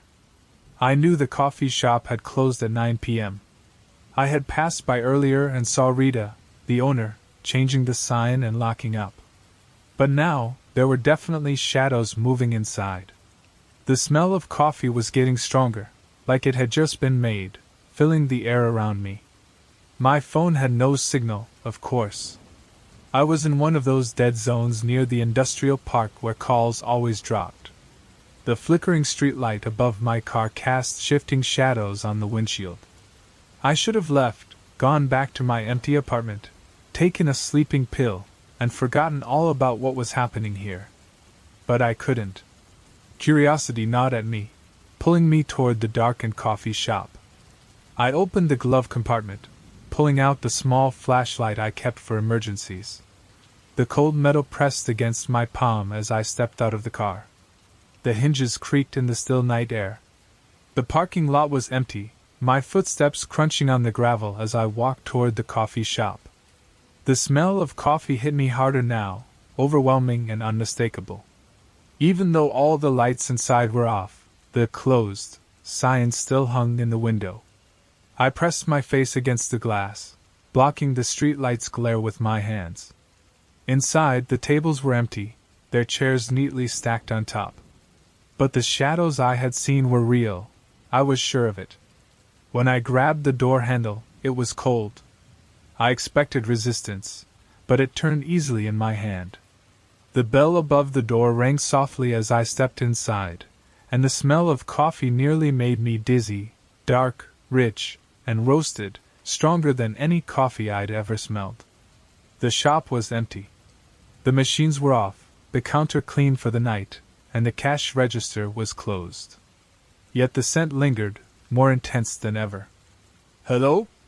I called out, my voice breaking the silence. No answer. I swept the flashlight around the room. Everything was immaculate, too perfect. The chairs were all stacked neatly. The air seemed unnaturally still. My stomach twisted as I made my way toward the kitchen. A faint metallic sound came from the back, metal against metal, like someone dropping a pot. Then came soft footsteps, deliberate, moving toward the swinging door that separated the kitchen from the main area. "Is anyone there?" I shouted louder this time. "The coffee shop is closed. You're not supposed to be here." The footsteps stopped. The kitchen door swung open slightly, barely an inch or two, and then my flashlight flickered. I backed up toward a table. The chair wobbled, but stayed in place. The door creaked open more. My heart skipped a beat as a flash of something, a shadow, moved in the kitchen. It was humanoid, but wrong, unnatural, fluid, and too tall. My chest tightened. I stammered, "I'm calling the police," even though I knew I couldn't. My phone still had no signal. The door opened completely. The smell of coffee became overwhelming, so thick that it made my eyes water. I pointed the flashlight toward the kitchen, but there was nothing there, just empty counters and silent machines. The bell above the door rang again, and my heart nearly stopped as I quickly turned. The door was ajar, the night air creeping in slowly. Then, from the kitchen, came a whisper, not exactly words, but a sound like steam escaping from a valve. It formed into something almost intelligible, wrapping itself around my ears like ghostly breath. I ran out, stumbling, into the fresh air. It cleared my head, but I didn't stop running until I was in my car. My hands were trembling as I jammed the key into the ignition. The engine roared to life, but I couldn't tear my eyes away from the cafe's window. The shadows twisted and writhed behind the frosted glass. The door I had just fled through was opening again, the bells still ringing softly. I put the car in reverse, gravel spraying as I sped out of the parking lot. In my rearview mirror, the cafe grew smaller, the shadows pressing against the glass like liquid darkness. Just before it vanished from view, the front door slammed shut, as if something was watching me leave. The next morning, I passed by the cafe on my way to work. In the daylight, it looked ordinary. Rita was behind the counter, serving customers as usual. The smell of coffee floated from the open door, but this time it seemed normal. I parked and went in, half expecting the surreal nightmare of the night before to resurface. "Good morning," she said, offering her usual warm smile as she reached for a cup. "Actually," I said, my throat dry, "I was here last night." Her hand froze mid-air. "That's impossible. We close at 9. "I know," I said, "but the door was unlocked." I went in. The kitchen door was swinging open. There was the smell. My words trailed off as Rita's expression changed. Her knuckles turned white as she gripped the counter. "Rita," I whispered, "what's going on? What happened here last night?" She leaned in closer, her voice trembling. "Some things are better left alone. Don't come back after dark." I didn't open my mouth to argue, but the fear in her eyes stopped me dead in my tracks. Without saying another word, I turned and left. The cheerful jingle of the cafe bell mocked me as I walked out. I never returned to that cafe again. I avoided it completely, even changing my route to work. But sometimes, late at night, I catch a whiff of dark, roasted coffee, impossibly fresh, lingering for just a moment before fading away. It leaves me staring into the darkness, trying not to think about what could be brewing there, or who, or what, might be preparing it. The first time I noticed something strange in my reflection was on a normal morning, while brushing my teeth. When I looked up, I saw that my reflection wasn't in sync with me. It moved a second after I did. I blinked, thinking it was just my imagination, but the desynchronization continued. I decided to ignore it, chalking it up to fatigue. However, over the next few days, the discrepancy became more pronounced. My reflection smiled when I didn't, or tilted its head slightly when I remained still. The feeling of unease grew, but I never mentioned it to anyone, fearing they'd think I was crazy. One night, while getting ready for bed, I noticed that my reflection in the bedroom mirror was staring back at me, even when I looked away. A chill ran through me, and I decided to cover the mirror with a sheet. That night, I dreamt that my reflection stepped out of the mirror and I woke up one night to find my reflection standing next to my bed, watching me while I slept. When I woke up, the sheet was still in place, but the feeling of being watched lingered. I started avoiding mirrors, using reflective surfaces only when it was absolutely necessary.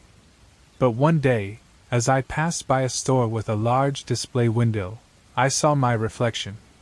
It stopped and turned to look at me, even though I kept walking.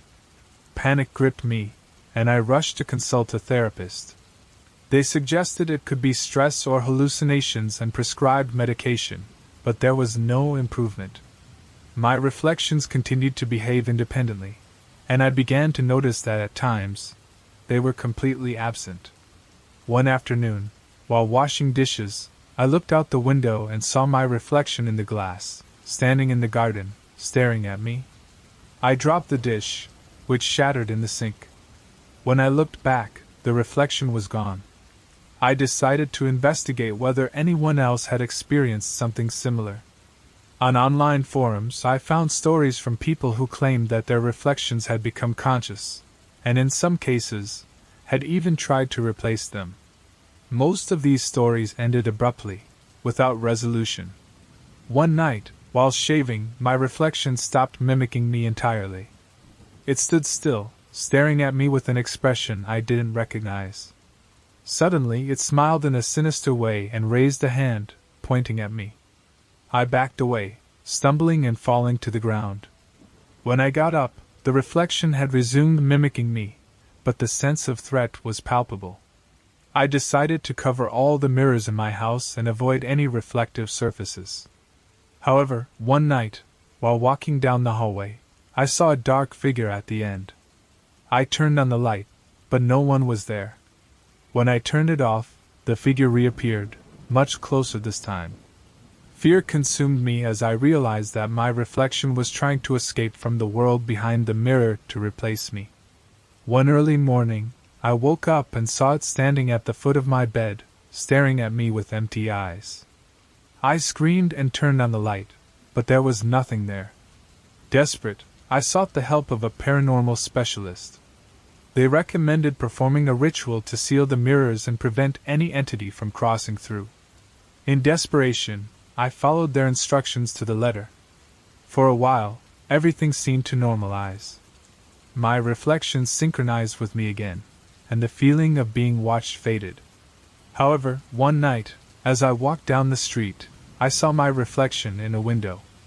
This time, it didn't imitate me. It simply smiled at me with malice. Since then, I've avoided all reflective surfaces, living in constant paranoia, knowing that my reflection is out there, waiting for the right moment to take my place.